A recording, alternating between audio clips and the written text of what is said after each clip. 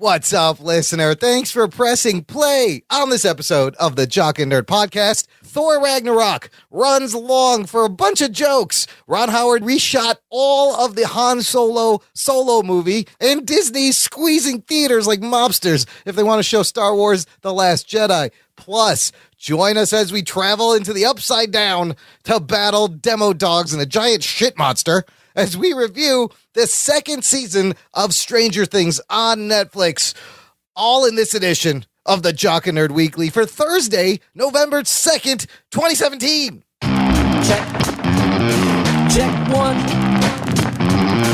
All right, this is for all you fans out there. Let's give it up. Be jocking, be nerding, be funny, disturbing. Be jocking, be nerding. Spoiler alert. Oh yeah. Be jocking, be nerding, be funny, disturbing. Oh yeah. Be jocking, be nerding. Spoiler alert. Hello, what's up, listener, and welcome to the Jock and Nerd Podcast, your weekly geek fix covering comic book and superhero TV and movie news, reviews, and interviews. Jock and Nerd. My name is Imran. My name is Rugboy. He's the Jock? Does playing pinball count? Yeah, I guess that could be a sport, competitive pinball. He is the Jock. And he's the nerd! Hey, well, Anthony the Jock is out for this episode, but never fear, listener. We got a substitution. We got a backup quarterback, a backup goalie, pinch hitting. Does he play sports? I don't know, and I'm out of sports references after pinch hitting. Please welcome the official ginger geek of the Jock and Nerd Podcast. It's Matt Delhauer. What's up, Matty? What's up, dudes? How's it going? Oh, wow. This is a triple nerd. Oh, nerd yeah. fest. All nerds, zero jocks, and we have two rug boys. I am so confused already. Matt, thanks for filling in for Anthony. Of course, except I wasn't in the intro, so I guess I'm filling in for Rugboy. Yeah, I move up one slot. You fill up the... Nah, you can be the Felty. Yes. I'm just going to yell at Imran the whole show. You got a ginger Felty. That's right. Rugboy, you slot up one, and then Matt takes the Rugboy slot. Look, there's two reasons why Anthony, the Jock, is not on the show, listener. A, he is going to see Thor Ragnarok right now. Like, he's watching it right now with Joe from work. That's a good reason. It's a good reason. I was going to go with him. He's on a date with Joe from work? Here's the thing is Joe from work has an AMC gift card, and Anthony is his bitch. So you know what that means. Oh, Joe's his sugar daddy. He's going to have, Anthony, you're going to have to put out after the movie. Oh, shit. He's going to be expecting something. Make it worth his while. Oh, the other reason is he hasn't watched Stranger Things. And if you've seen the title of this episode, this is going to be our Stranger Things Season 2 review. And I've been dying to talk about this, which is why I bypassed going to see Ragnarok. I'll see it tomorrow. It's no big deal. I'd rather geek out about Stranger Things with Delhauer and Rugboy, who have seen the show. So thanks, Delhauer, for... I have? Have you seen it? Yeah, I did. You know what? It doesn't matter if you haven't. I didn't remember. So if you're a new listener, that's what we're going to do. We got a little bit of news that we're going to cover, and then we're going to get into Stranger Things Season 2 review. Let's get it started. The Jock and Nerd Podcast. Now, like Anthony, I'll comment on this music. This music sucks. Why are we playing it again? You just restarted the show. Well, look, now that you're paying attention, because I played super music, listener, if you want to get in touch with us, visit jockandnerd.com/contact for all the ways you could reach out, Twitter, Facebook, email, wonderful thing called SpeakPipe, which is a little service we use to capture your voice really easily. You can send your voice, and they've made it easier if you're on an iPhone and iOS 11. You click on the thing on our website, and you can record audio right there in the browser, and it will email it to us, and we'll play it, and it'll be like you're here on the show. Super fun. And, of course, I have to mention our awesome Facebook group, which we are getting more people every week. Every time I talk about it, welcome to Christopher Joseph and Jason Todd Feinberg. Jason Todd. Robin Feinberg has joined the Facebook group, and there's others. There's lots of people. It's lots of fun. It's where we all hang out and continue the discussion. And I'm going to read more names in the middle of the show. I just love reading listeners' names, especially when they give us money. I will read your name. All right, gang, let's start with a little bit of movie news. Like I said, Thor Ragnarok opens tonight, even though it's technically opens on Friday. But why don't they just say release on the 2nd now instead of, because nothing ever opens on Friday anymore. I don't understand this this. Isn't it in sneak previews or something where it's like you have to go at midnight to see it or something? You can see it at like 7 p.m. They stopped doing midnight releases, and now it's just like 6 o'clock. Because everyone was like, well, I want to take my kids to it, but I don't want to go to midnight. I can't wait till midnight. Well, just say it comes out on the 2nd. They should just completely change the date then. So this movie's been out in overseas for a week now. Foreign box office, it's sitting already at $109 million in the foreign, which is pretty good for a budget of $180 million. Did it release in China? I don't know if it released in China yet. That is a good question because that is going to be, I think it's just like Europe and Australia and shit. And then China those things come later. But it's still pretty good money right there. That's not bad for before the movie's even out. It's made $109 million. Now I noticed the runtime on this page here, and what seems different than what Taika Waititi said the runtime would be way back at Comic-Con. He says there was a time when it was going to be about 100 minutes. We were at about 100 minutes around Comic-Con. We had just done our reshoots, so we knew it was going to come up from there. But there was a world where I thought it was going to sit around 100 minutes, no more than 2 hours. After Comic-Con, we decided to put a lot of the jokes back in. This movie runtime is now 2 hours and 10 minutes, meaning that's 30 minutes of jokes he added back in? We decided to put a lot of the jokes back in it. Yes. Which means, all right, guys, the story is only about an hour and a half. Yeah, and it's a half hour of But we've got 30 jokes. more minutes of just people saying shit. And slapstick comedy and like rubber hammers getting bonked on the head. Like, well, I don't know. I think I've just resolved to going in and being like, this is going to be like the Three Stooges of Marvel movies. Like, this is going to be slapstick. I'm still going to have a crap load of fun with it. I mean, I know it's probably going to be, the fact that it's going to be entirely or almost entirely improv means that this is going to be the least story-driven movie they have put out yet. Yes. Because they very obviously, they were like, well, I mean, we're not tying it to almost anything except, like, the end of it's going to lead into Infinity War, so, I don't know, fuck, do whatever you want, man. I mean, it is really, like, we read that Forbes article where it's like their most risk-free movie, and yeah, you're going to show some spectacle, some cool battles, lots of jokes, a little bit of story, stuff kind of holding it together, or it could be a lot of fun, and all this could be forgiven. Ruggs, what do you think? 30 minutes more jokes, is that going to help? I don't know. As I said, like, I want to see the movie before I, like, really start hating on it, because I already have I have this kind of, like, itch to do it. Yeah. But I'm trying to stop myself because I didn't see the movie yet. One of my favorite things about last week's episode was it was the most easygoing rug boy I've ever heard in my life. Just, we'll see what happens. See, I think the Red Bull you drank, Ruggs, had the opposite effect on you. Well, that's called ADHD. Yes. I've listened to the show a few times, and I like go off on these things, and I'm like, wait a minute, like let me just see the movie before I mean, like I could predict the future to a certain degree. Because I just know the patterns of shit, how they happen. Yeah. But like Guardians of the Galaxy, people love that movie. So I know that people are going to love this movie. Yeah. Because this is going to be the same tone or even funnier. And nobody, like, I would say I had problems with Guardians of the Galaxy's humor, and people look at me like I'm crazy. Yeah. So I don't think the average sheeple that are going to go to the movie are going to be swayed by it at all. No, that would be me. Yeah. They're going to love it. So it's going to do well, and people are going to enjoy it, and I probably won't, or maybe I will. I like Taika Waititi's other movie. The fact that everyone is constant, like every time a Marvel movie comes out, you're always hearing best Marvel movie, funniest Marvel movie, you know, they really topped themselves this time. Yep. And it's like, you guys don't have to keep doing that, right? Like, people are going to see it. You don't have to be trying to sell me, like, this is going to be the greatest movie you see all year. No, it's not. No, it isn't. Yeah. I saw Blade Runner. It's good. I'm good for the year, man. Yeah, you're good. Even before the Star Wars. I was going to say, I'll see Star Wars. I'm going to enjoy Star Wars, but I have a feeling it's probably not going to have me sit in a theater and go, holy shit, what did I just watch? Look, I just want to watch Thor and have a good time and enjoy myself and just have a big smile and not be too have no eye roll moments and just have a good time. And it looks like we're gonna have a good time. We will give you our full thoughts on next week's episode, listener.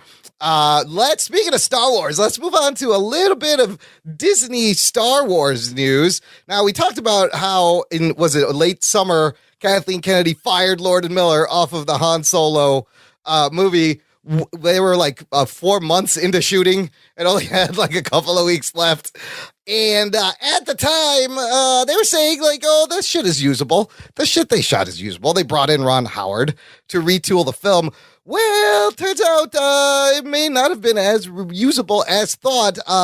From an article from Screen Rant, they say on the latest episode of Star Wars News Net's The Resistance broadcast, it is revealed from inside sources that Ron Howard reshot nearly all of Solo for, and what does that tell you? Possibly twice the budget. Oh, shit. Tells me that their shit was completely off the mark and not usable. And man, it was so basically like there's a certain like I don't know what the word is, but there's a certain area where Star Wars falls into. Yes. And they were so outside of it that they couldn't match it. Yes, it's got to live in certain parameters, but you can shift around within there. And it sounds like they were just way the fuck out. So Ron Howard was trying to do like a little bit straighter of a movie, and it wouldn't match up. It just wasn't going to match. No, and it would have been a fucking mishmash had they tried to force it, because those Ron Howard style and their style, clearly it's not going to match. Well, Ron Howard did Splash. Yeah, but then, like, now that was a long time ago. That's when he was a little bit hungrier, too. You look at now, he just does, like, your typical, like, Apollo 13s, very straightforward dramas, kind of safe stuff. The estimate that at least 80% of the spinoff was reshot under Howard's watch comes as bit as a shock, since there was allegedly a few weeks left in principal photography when they were fired. Delhauer, what do you think about this? Nearly reshot. Good idea, or is this a disaster?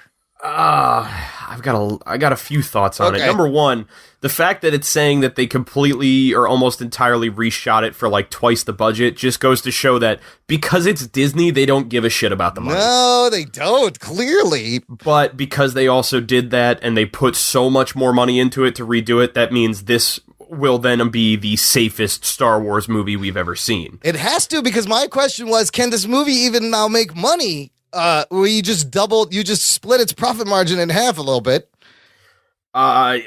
Maybe. I mean, at the same time, they understand that Star Wars means that they're printing money anyway. Yeah. But this is the like coldest reception I have seen online from Star Wars fans for a Star Wars movie. That mystifies me, because Han Solo is easily everyone's favorite character in all of the early Star Wars movies. Yeah, no, absolutely. Yeah. Like next to Vader, he is the guy everyone loves. Yeah, so if, like, I think what happens is everybody's boners got taken down when they heard bad shit about this movie, and so now no one's excited about it at all. But if Ron Howard manages to fucking do something that's pretty cool with Han Solo, and the movie resonates with people, like, I think it's going to be a big deal. Oh, yeah. So I don't know. I don't know if what Disney's got up its sleeve, but they seem to, they lose money on things sometimes, like John Carter of Mars and stuff like that, where they misfire. But I think that they're being really safe. Yeah. They're being really controlling. They're trying to tell the story that they want out. Oh yeah, and the trouble is like I was one of the people where when they said, okay, Lord and Miller are gone and we're going to be bringing in Ron Howard, I went, okay, fine. Yeah, I have never had a problem with Ron Howard as a director. I think he does a very good job. I think he services the stories he wants to tell, and he does find visually satisfying ways to do that. He is not going to blow my mind, but I'm also not going to sit here going, what the fuck is this, and how could you have let it be on screen? Well, look, he's undeniably made some great films. Like, there's no arguing What's his worst movie? Somebody look it up, because I was going to mention that Kathleen Kennedy, the problem with this movie is we already knew that they didn't like Alden Ridge, whatever, the guy playing Solo. Yes. They weren't, blown away by his performance. So that's an issue. Also, Ron Howard making a safe movie. Like, this is not a hard movie to hit out of the park, because Bob Iger, the CEO, he revealed some of the plot points. Now, who doesn't want to see this? Who doesn't want to see Han meet Chewbacca for the first time? Who doesn't want to see Han Solo get the Millennium Falcon for the first time? Like, this is really easy beats to hit and make this a fan favorite. Going back to the money, The Force Awakens cost $245 million. Rogue One, which had its own reshooting a lot of the end, that cost $200 million. So if Solo is now twice the budget, like this movie has to make like $1 billion just to like break even almost. So you make a little bit of profit. I would say if you're going to put a label on one of Ron Howard's movies as his worst movie, it may be Inferno, the third Dan Brown movie that they made. That still was okay, and that still was an okay movie. Other than that, maybe How the Grinch Stole Christmas with Jim Carrey. Oh, I mean, Inferno, you can kind of blame Dan Brown, I think. You can. I was going to say, and How the Grinch Stole Christmas, they went balls to the wall with, like, making that movie. I thought it looked great, but like... It was very Tim Burton. Yes, but when you take like a half-hour cartoon and try to pad it out to a fucking feature-length film, like, that's what's going to happen. You can't blame Howard for that, though. It's whoever wrote it. Yeah. That movie, Rush, was good, that race car movie. Oh, yeah. I never saw that one. That was good. I mean, Frost Nixon, I was gonna say, very good. Frost Nixon, he made a compelling movie out of two fucking people sitting at a table talking. Yeah. A Beautiful Mind. Apollo 13. Ransom. Backdraft. Don't forget I was going to say Backdraft is still one of my favorites. All right. Gung-Ho is a great movie. Cocoon, Splash. So Willow is in this wheelhouse right here. Willow is in the Star Wars wheelhouse. Ah, that's like the only fantasy thing. Yeah, he's kind of done there. Ron Howard pulled off turning Wilford Brimley into a randy old man in a cocoon. Yes, Wilford Brimley is awesome. Diabetes. So, I mean, I don't know. I think he's got it in him to make a good movie here. I'm just they're probably kicking themselves for hiring Lord Miller, because what a waste of time and money. Well, Jesus. Look, you got to use the psychology, all right? If they would have put out Lord and Miller's thing, it would have made some money because people were going to buy tickets for Star Wars no matter what. But then it would be such a shit stain if it didn't go over well with people that they could never recoup that character. So they have to now, for the next Han Solo movie and the one after that, they have to make sure that this one comes out of the gate with a decent, even though there's a stench of failure on it from Lord and Miller, if they could kind of just recoup their losses on this one, they're not going to make money on this movie. They're going to make movie on the second Han Solo movie. Or it could like work for them and people, go in with low expectations and then just love this movie. I mean, and honestly, having Ron Howard directing this movie, I feel like there is at least like a cosmic sort of, maybe not justice, but like it's got this kind of really great connection in the fact that he starred in George Lucas's first major motion picture, American Graffiti. American Graffiti, and Harrison Ford also. Oh yeah, so to have him then like come back and he's now directing a movie about Harrison Ford's character, like that's pretty cool. That's cool.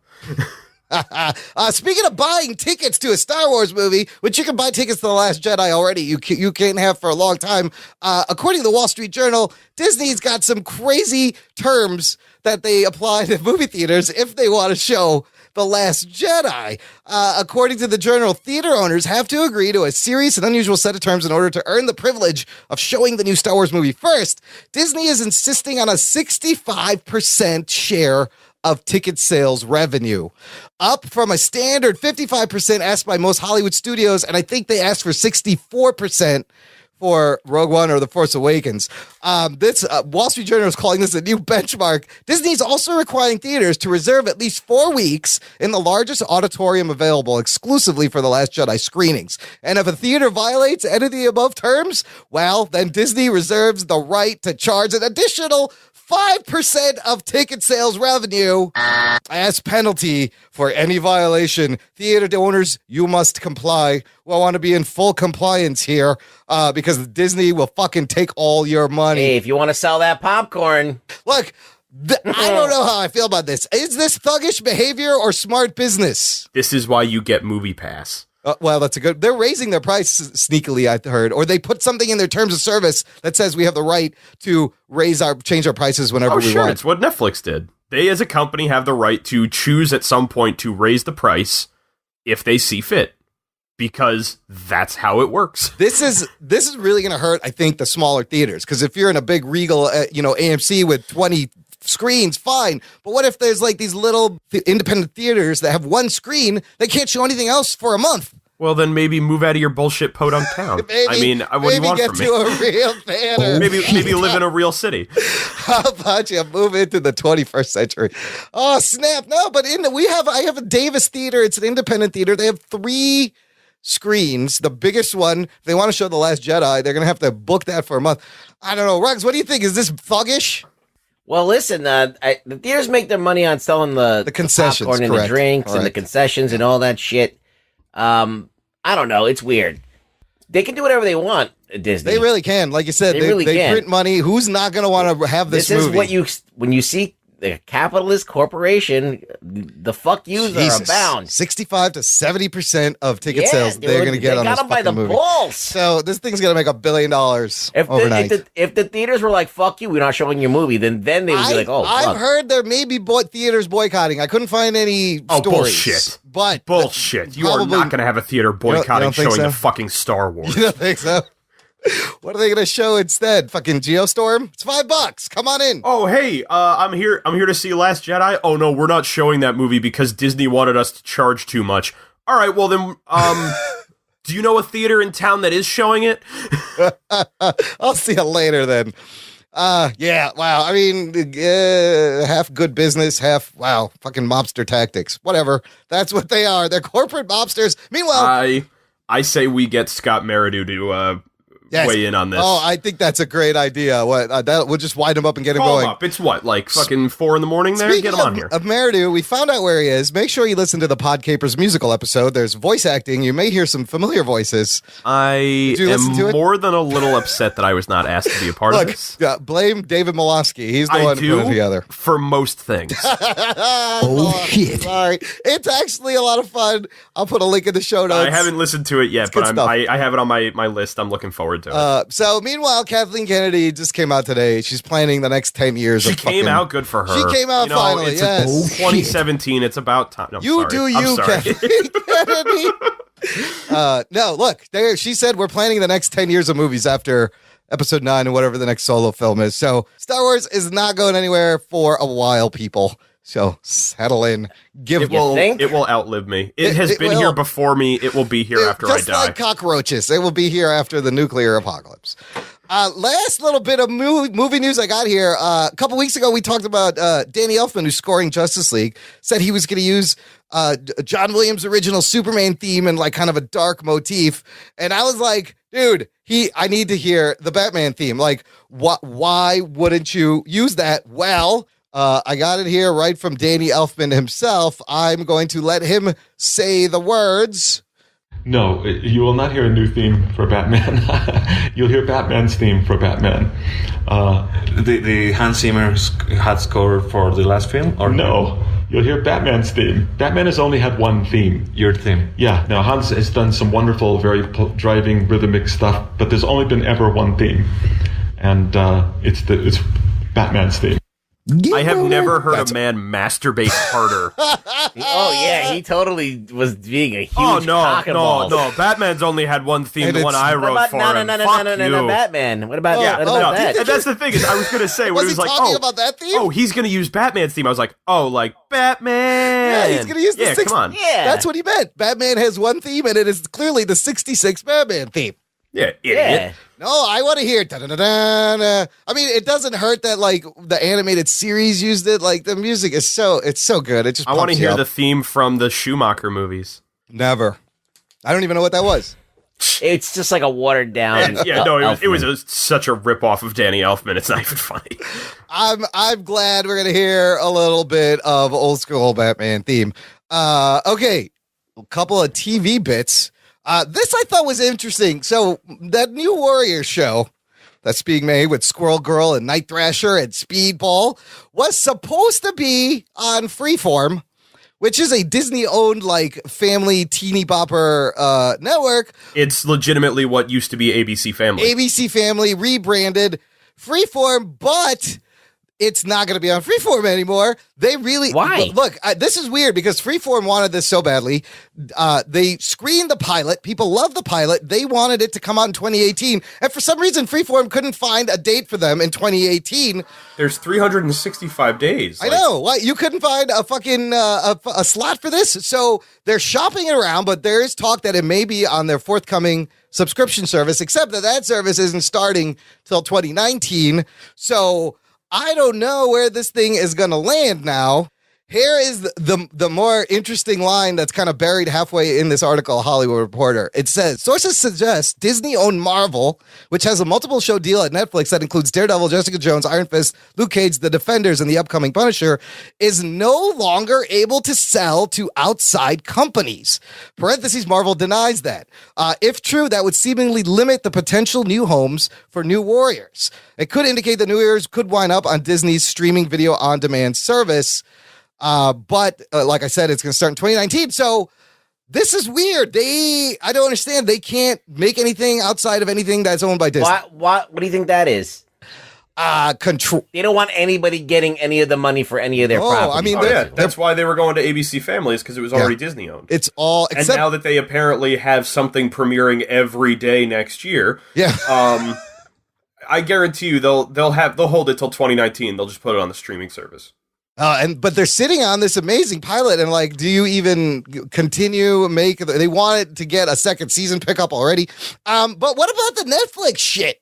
That's the only thing that doesn't exist. As soon as they can detangle they're going to pull it out of Netflix, they're going to take that out too. I wonder when that expires, can they just yank it? But they're clamping down. Disney just wants all the monies. They got to be Marvel, and they got to be fuming at like Fox and what they're doing with the mutants, and actually starting to get things right again and make exciting X-Men related content. They're probably like, God damn it. And meanwhile, IMAX came out and said they lost $11 million on the Inhumans, and it was a giant mistake. Yeah, everybody makes better Marvel TV shows than Marvel. Yeah, so I don't know. I thought that was interesting that Disney it's got more control over where they can make their shit. This next piece of news, I just think is fucking silly and hilarious, because we talk about how Gotham on Fox is the most ridiculous show ever. They recast Poison Ivy with Maggie Gyllenhaal in the middle of seasons. Well, guess what? They're recasting Poison Ivy yet again. Oh, shit. I don't know why. I thought... Is she molting? I don't know. I thought Maggie Gyllenhaal looked pretty sweet. And even older broad now. They just keep aging her up. Look, I thought Maggie Gyllenhaal looked pretty fine in those green dresses and the red hair. Like, I thought she was going to get a job. They've recast with Peyton List, who's not even a redhead. No, and she's been on The Flash and Tomorrow People. She will join Gotham as Ivy Pepper / Poison Ivy when the character returns to the show early in 2018.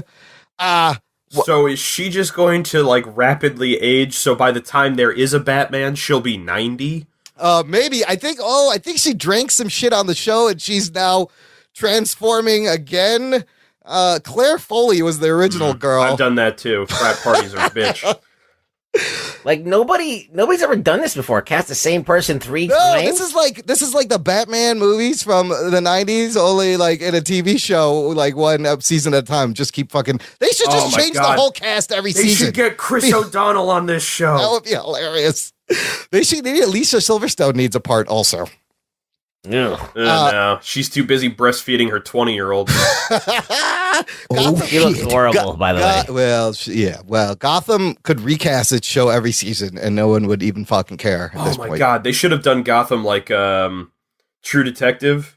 Oh yeah, it just had every season be new stories with a different cast. Anthology Gotham would have been good. It would have been great. Because you know what? Because that would have followed the goddamn comic. The show, though, is still... I have no idea what they're doing. Entertaining and like... They should recast Bruce Wayne. Yes, and maybe Gordon. That makes more sense. Maybe Ben McKenzie. Although Miranda Bachman's looking pretty sweet, have Bruce Wayne drink a good. secret potion, and then he's Batman, and he's 40. Yes. Yeah. There you go. That's how you do the time jump. They got Ivy to age up. Just have that dude touch Bruce. They poisoned the whole city. And everybody ages up like 15 years. And they're all their adult counterparts, and it's like a Batman comic book. Oh, fucking God. Why am I not writing this show? I think he just solved their problem. Oh, that would be good. Gotham, get on that. Okay, last bit of news. It's video game news. The Spider-Man game for PlayStation 4, the game that almost makes me want to buy a PlayStation because it's like the Arkham Asylum of just Spider-Man. Shut up and do it, man. Dude, if I had fucking a spare, what is it, $400 fucking dollars? I don't know. They had that gameplay, the gameplay trailer. It was like 8 minutes. It was so great. They've put out another trailer, and it's more like a story. You got cutscenes. Yeah, from the Paris Games Week, they put out a trailer for it. And you see Miles Morales in there, and then you see the most interesting thing I thought. In a brief shot, it looks like you play as Mary Jane. Yes, I was talking to Peter about this. Okay, how does that? What is this? Why are you playing as Mary Jane? know fully what it is that you're doing if you play as Mary Jane. It does look that way. It's kind of, the screen is set up as if it's a gameplay moment. But Peter says he is fairly certain that means that they are going with like the investigative journalist version of Mary Jane. Oh, okay. And it looks like she is in a bank when it is getting robbed. I see. And it may be some sort of a stealth mission where you have to try and, as Mary Jane, like either get out or signal Peter or something. The game looks sick, though. You got, like, Osborn running for mayor. I'm so happy it's Mr. Negative, too. Mr. Negative, which is, like, a way deep-cut villain. Like, you've never seen him in a video game. You barely see him in the comic books. He would be so awesome for one of the movies. Visually, yeah, the villain looks amazing visually. Like, what a great effect to just, like, have the negative of exposure as your look. Man, the graphics look awesome. When you and Peter Kendall stream this live, let me know, because I'm not buying the PlayStation, but I'll watch you play. The day it comes out, we'll have How Do I Jump? We'll be streaming that. Yes. It'll just be us yelling. Well, Jock and Nerd listeners, we will all go watch the live stream. Oh, fantastic. Because I'm not paying to fucking buy it. But I want to see this game. Imran could just not buy weed for a month, he could have a PlayStation. That's never gonna happen. How am I gonna function? Fuck PlayStation. You smoke up and you think you're playing video games. That's good enough. I play video games with my laser on the wall. Hold on, it's a quick time event. You're not moving. I know I'm losing. Yeah. But it looks so pretty. All right, that's the news for now, everybody. We'll take a quick break, play some promos of some indie pods, and we'll be back with Stranger Things right after this. After these messages, we'll be right back. Welcome to Film Roast. Hey everyone, Hannah here, the co-host of Film Roast, where two overcaffeinated and underqualified friends talk about all things movies. If you like film factoids, lots of sarcasm, and bad impressions, check us out on iTunes, Google Play, and Stitcher. You can also follow us on Twitter @FilmRoastShow and like us on Facebook, facebook.com/FilmRoast. Happy roasting! My name is Carrie Sims, and I host sketching comedy with my artist friends, Imran Javed. Hey, that's me. And Phil Rude each week live on YouTube. Hang out with us as I learn and discuss the legends of comic book art and comedians, while the fellows are creating live drawings during the show. I learned Jack Kirby most closely identified with his creation of The Thing. Oh, yeah, that's right, Carrie. He was an old-school tough guy, and it's because he was in a street gang in New York. Visit BlazingCaribouStudio.com or tune in each week on our YouTube channel and download the podcast at iTunes, Stitcher, Google Play, or wherever podcasts are found. Catch you later.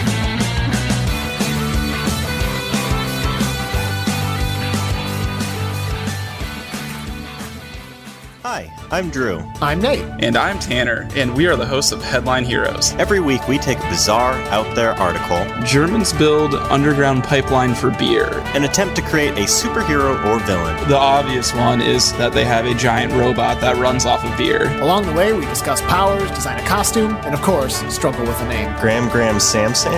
No.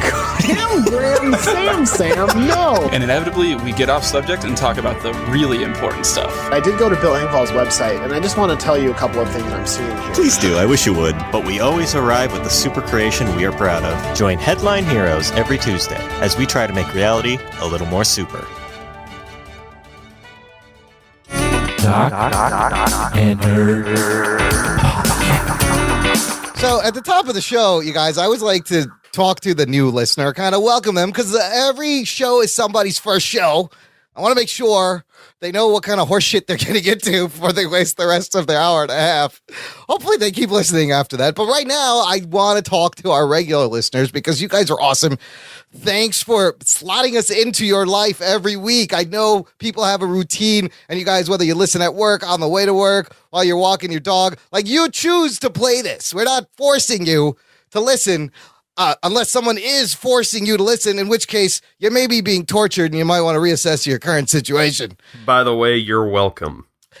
Thank you. Matt speaks for the listener as the you're welcome. But I also want to say, if you love the show week after week and you want more show, join the fan club over at jockandnerd.com/Patreon, where if you sign up, pledge for a low monthly pledge, you get bonus show an access to a bonus RSS feed that has tons of extra content for you to enjoy every week. We add more. There's stuff like, for example, instant reactions to movies, which this weekend, by the time the show posts, we will have our instant reactions up to Thor Ragnarok, which is the thing where right after walking out of the movie, Anthony and I, separately, because we don't go to see the movie together, we'll just pull out our phone and pop open the voice recorder and just tell you what we thought right away walking out of the theater. Couple of minutes, extra bonus content. And we have a new patron. Talking Nerd, Geek Boner. Whoa. Super huge thank you and shout out to Bonner Domling. Demling, thank you. And the reason Matt Delhauer knows how to say her name is because, buddy, you turned her on to the show. First of all, it's a female. Oh, shit. A female. I think she's the only female listening to us. So thank you for that. And thank you for pledging. Matt, how do you know her and how did you turn her on to the show? This is fantastic. Bonner is a very good friend of mine. We work together in sketch prov comedy out of New York and New Jersey. She is one of our amazingly talented writer and performers. And when we did the last What the Fuck Happened, I was promoting myself all over Facebook like I do because I can never shut up about me. And she said, "Oh, you were on a podcast." I said, "Yes." And she decided to download that one and listen to it and said she enjoyed it. So she then downloaded all of the What the Fuck Happened episodes. Right on. And then once that was done, I said, "Hey, if you like me as much as I like me," and she said, "I think I do."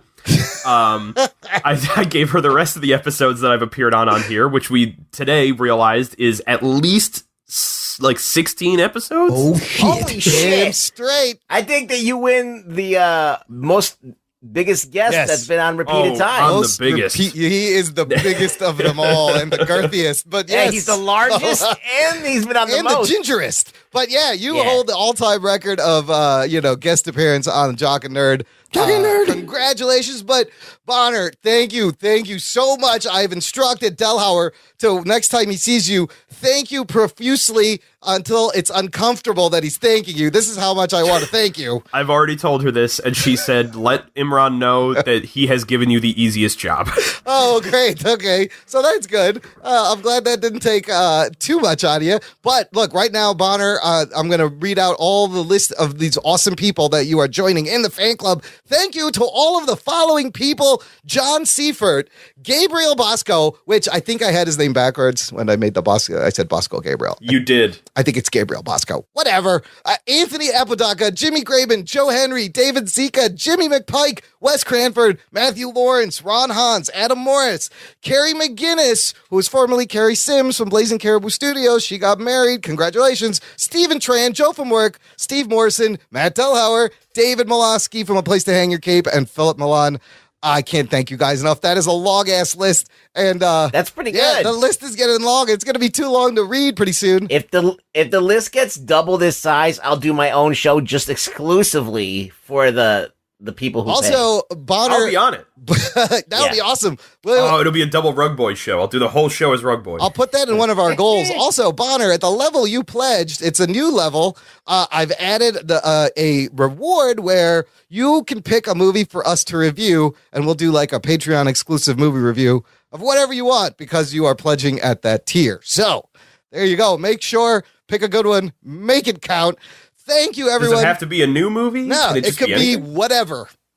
All it says is pick a movie for us to review. Pick a movie for us to review. This could be a goddamn shit show. Yes, absolutely. So I'm excited. It could turn into its own what the fuck happened. Something? Yes.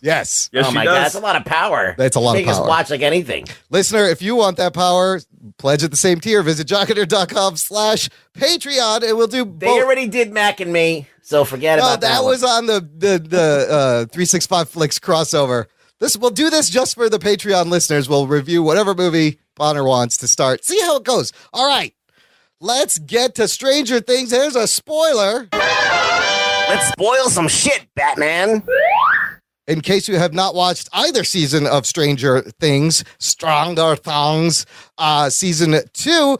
But before we get to season 2, look, I'm really excited that we're finally getting to talk about this because we didn't really talk about the first season, and now we get to do a proper review. So I think we should start with our quick thoughts on season 1 and, the impact it had and what it did using 80s references and how, because this thing was like a sleeper. Like it was flying under the radar. No one really knew about it, and it was a word of mouth spread. Suddenly, people were like, "Have you seen the Stranger Things? It's really good."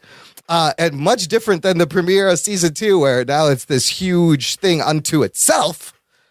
But Ruggs, season 1, when you saw it originally, all right, let me set the tone here. Yeah. I was it kind of snuck up on me. Yes, I had just returned from a trip. And I was like fucking LSD shrooms. I was traveling and I came back and I was fucking fucked up from the trip. You know, when you lose sense of space and time. So I was like, that sounds like acid. That's an acid trip. Yeah, you took acid or mushrooms, whatever. Okay. Anyway, so I put the TV on and I was like, what's to watch? And I put the Netflix on and then Stranger Things, and I saw that title come on. And I saw that heard that music, and I was just like immediately sucked into this nostalgia. I was like, I'm on board for this. Yeah. I had no idea what the fuck I was watching. I liked all these things that were unfolding that were also callbacks to things that I grew up with. Yep. And I really liked the first season. Even though towards the end it's kind of got a little weak, but the whole beginning of that thing was like really strong. It sucked me in. So I think I have a really good place in my heart for Stranger Things, the first season. Right on. Delhauer, what were your thoughts after watching the first season? Well, I was going to say, now that I think about it, I'm trying to remember how it was that I first found out to watch Stranger Things. Couldn't remember. Somebody just told me. I had no idea. I think it was Nerdist told me about it. Oh, okay. But yeah, I just remember, like, whether it was that or like a friend, whoever it was, like, just, you know, I was told, you know, it's set in the 80s. It's got a lot of references to like some of these great movies. And it's like, you know, Goonies meets Stand By Me meets E.T. meets Stephen King. And like, I was just like, you're just checking boxes left and right, man. I'll check this show out. Absolutely. And then after just that opening scene with the dude getting attacked in the lab. Yeah. I was like, I'm fucking in. I don't even care what happens from here on out. Like, that was badass. I loved the first season. I thought it was great. I don't remember really feeling like it got weak in the end of it. I think it's also because, like, I marathoned the first 4 episodes of that show, like, just immediately with my brother and my then wife, Lisa. Yeah. Like, I remember we sat down, we were going to watch it, and she was like, Lisa was just like, I don't know what this is. Like, I don't know if I'm going to like it or anything. And we finished the first episode. She's like, all right, let's watch the next one. And it got to the point where we were like 5 episodes in, and it's like 2 a.m, and my brother's like, I have to go to bed. I can't keep watching. And she goes, no, we're finishing the season. Yep. And it was like, she was more hooked than anybody. But we all wound up like coming back the next day and actually finishing the show. But it was, I just remember like it was like watching a movie, because I don't have it like this season. I was more set on like, I'll watch like 1 or 2 every day or so to kind of space it out and enjoy it. But like the first season, I was like, fuck that, man. I got to finish this now. Yeah, I agree. I had a lot of the same experience as you guys. I can't remember who told me, but then you start the show and you're like, wait, was this made in the 80s? When was this made? Just perfect. You have the VHS scratches over the credits, and it's every 80s movie all in one. It was only 8 episodes, and this is a show where immediately the mystery is in the first episode. That first episode is such an amazing hook. I think I watched that, and then I just watched all of them back to back right there. Yeah, I think I watched it all in one sitting. One sitting, because it's that easy of a watch, and yeah, the nostalgia that it was hitting was fantastic. I started watching it at like 10 o'clock in the morning. Oh, so you had the whole day ahead of me. Yeah, nice. And I had nothing to do. And as soon as that kid disappears, you're hooked, because you're like, what the fuck is going on? Exactly. It opens with the mystery, hooks you in. Now, look, considering the Duffer Brothers shopped this thing around to a lot of places and got a lot of rejections, it was very risky. There are a lot of pop culture 80s references, but instead of them being pandering and forced or substituting drama, like, the show lives inside these references. Like, it lives in the world. And so, and that's the beauty of it. The video that you put up on the group page that was talking about, you know, the intertextuality as used by Stranger Things and how it was actually, like, you know, referencing, but using that to build its own story and everything. Yep. Funny enough, made me think of Rian Johnson's movie Looper. Yes. Because if you watch Looper, you think to yourself, you're like, oh man, like, this movie is Terminator meets Akira, meets 12 Monkeys, and like the whole. But there's never a moment when you're watching it where you're like, "Oh, this is fucking Terminator, you assholes." No, it's like, right. It has that element to it, but it's its own story, and you're already invested. Yeah, and this Stranger Things does the same way. It's E.T., it's Poltergeist, it's Goonies, it's everything. It's Predator, but it does its own thing with it. It puts its own spin, and it's used to enhance the characters and the story. And after watching it, I was like, this is the best show ever, I thought. I think one of the things that really helped it as well is outside of Winona Ryder, I didn't know fucking anybody in this show. Yes, and even Winona Ryder was a great throwback cast pick, and they've done that this season too. I love their cast. And it was like, all right, I know Winona Ryder, so I know, she's a recognizable face, but everybody else was just the character. Like, only now can I tell you who David Harbour is. Yes. But then it was Hopper and Dustin and Mike and Gaten Matarazzo, like, and Millie Bobby Brown. They're almost like household names now from this. It's crazy.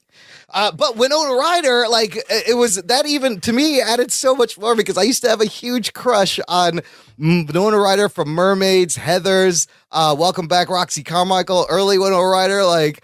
Oh, dude, Beetlejuice, Winona Ryder was my that jam. era, Winona Ryder, I had a huge fucking crush on her. And I was like, wow. That explains a lot about the girls that I go after. Oh, shit. They'll never hold up to, what was her name in Beetlejuice? Lydia Dietz. They'll never be Lydia Dietz. I'm looking for my Lydia Dietz. So, yes, great show. Everyone, it became water cooler talk instantly. And now that was 2016, and now Halloween 2017 with much ballyhoo and lots of expectations, lots of press. The second season drops, and I think like you, Matt, I didn't really watch all of it at once. I did kind of break it up. No, I had a lot of friends who they did in a matter of a day or a day and a half, they marathoned the entire season. And so many of them were complaining about it. They're like, I shouldn't have done that. I'm so mad that I did 2 days. that. 2 days. So look, I got a link here. We'll just jump to some numbers. According to Business Insider, first of all, Nielsen has got a thing. They've allegedly cracked Netflix's ratings. They have an SVOD solution that now can measure subscription-based streaming content. Netflix, I don't know what's to confirm or deny these, but they have said 361,000 people in America watched all 9 episodes of Stranger Things 2 in the first 24 hours. It was out. Oh, shit. On Netflix. Wow. Which is pretty crazy. The first episode had 15.8 million viewers, which does beat out The Walking Dead's 3-day rating for the season 8 premiere. The live rating was 11 million. The live plus 3 was 15. This thing was almost 16 million viewers. I wonder how many of them really had to be wearing shitting pants. Yes, probably nobody.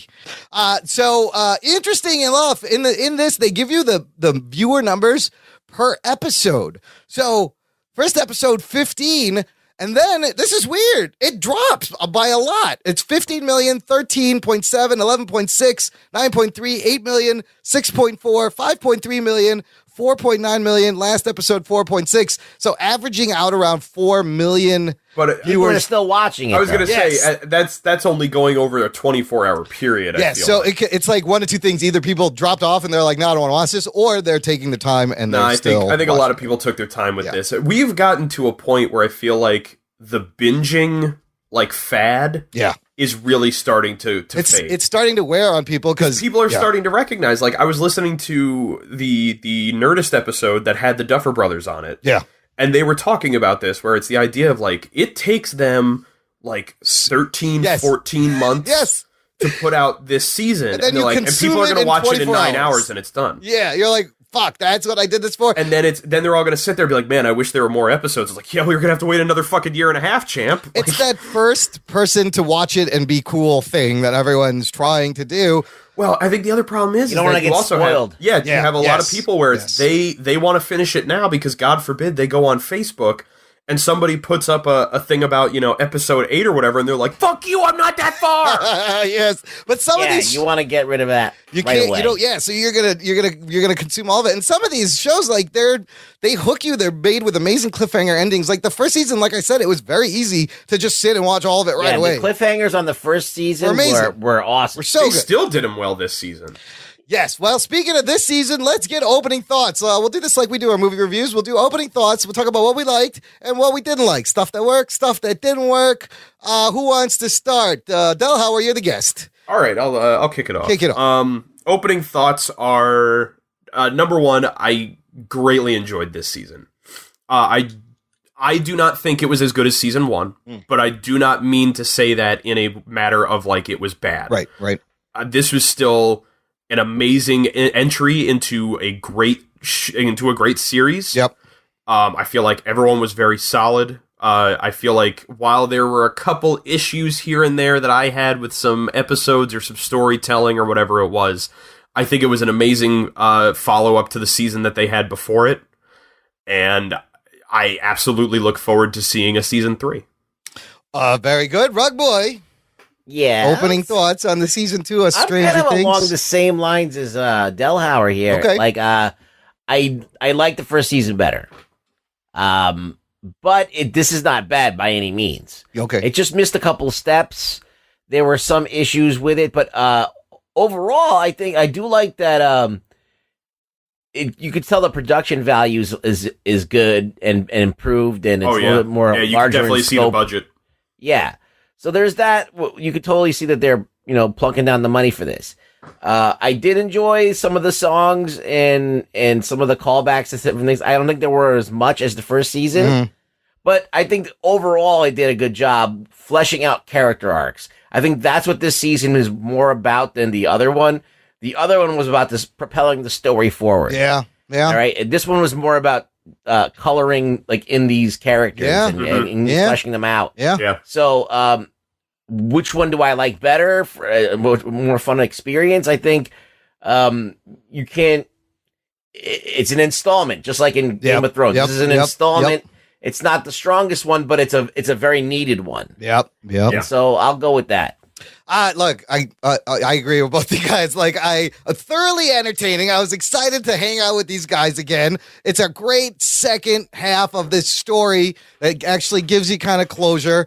Fantastic cast performances. The effects I thought looked really good because they went from practical effects, literally a guy in a suit, to a whole like visual effects team.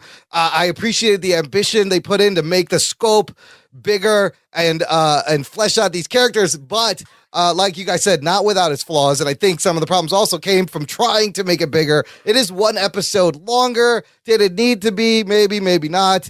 But season 1 it didn't have that like suck in and go quality of season 1, but I loved getting some closure and a conclusion to the Hawkins, Indiana gang. So really the same thing. So what did we like? I'm going to start with costumes. I have this photo in here of them in their Ghostbuster Halloween outfit. And the reason I love this is because you guys probably did this too. I dressed up as Ghostbuster one year for Halloween. I had the jumpsuit and I took like a cardboard box and some rope and I like drew the proton pack shit on there.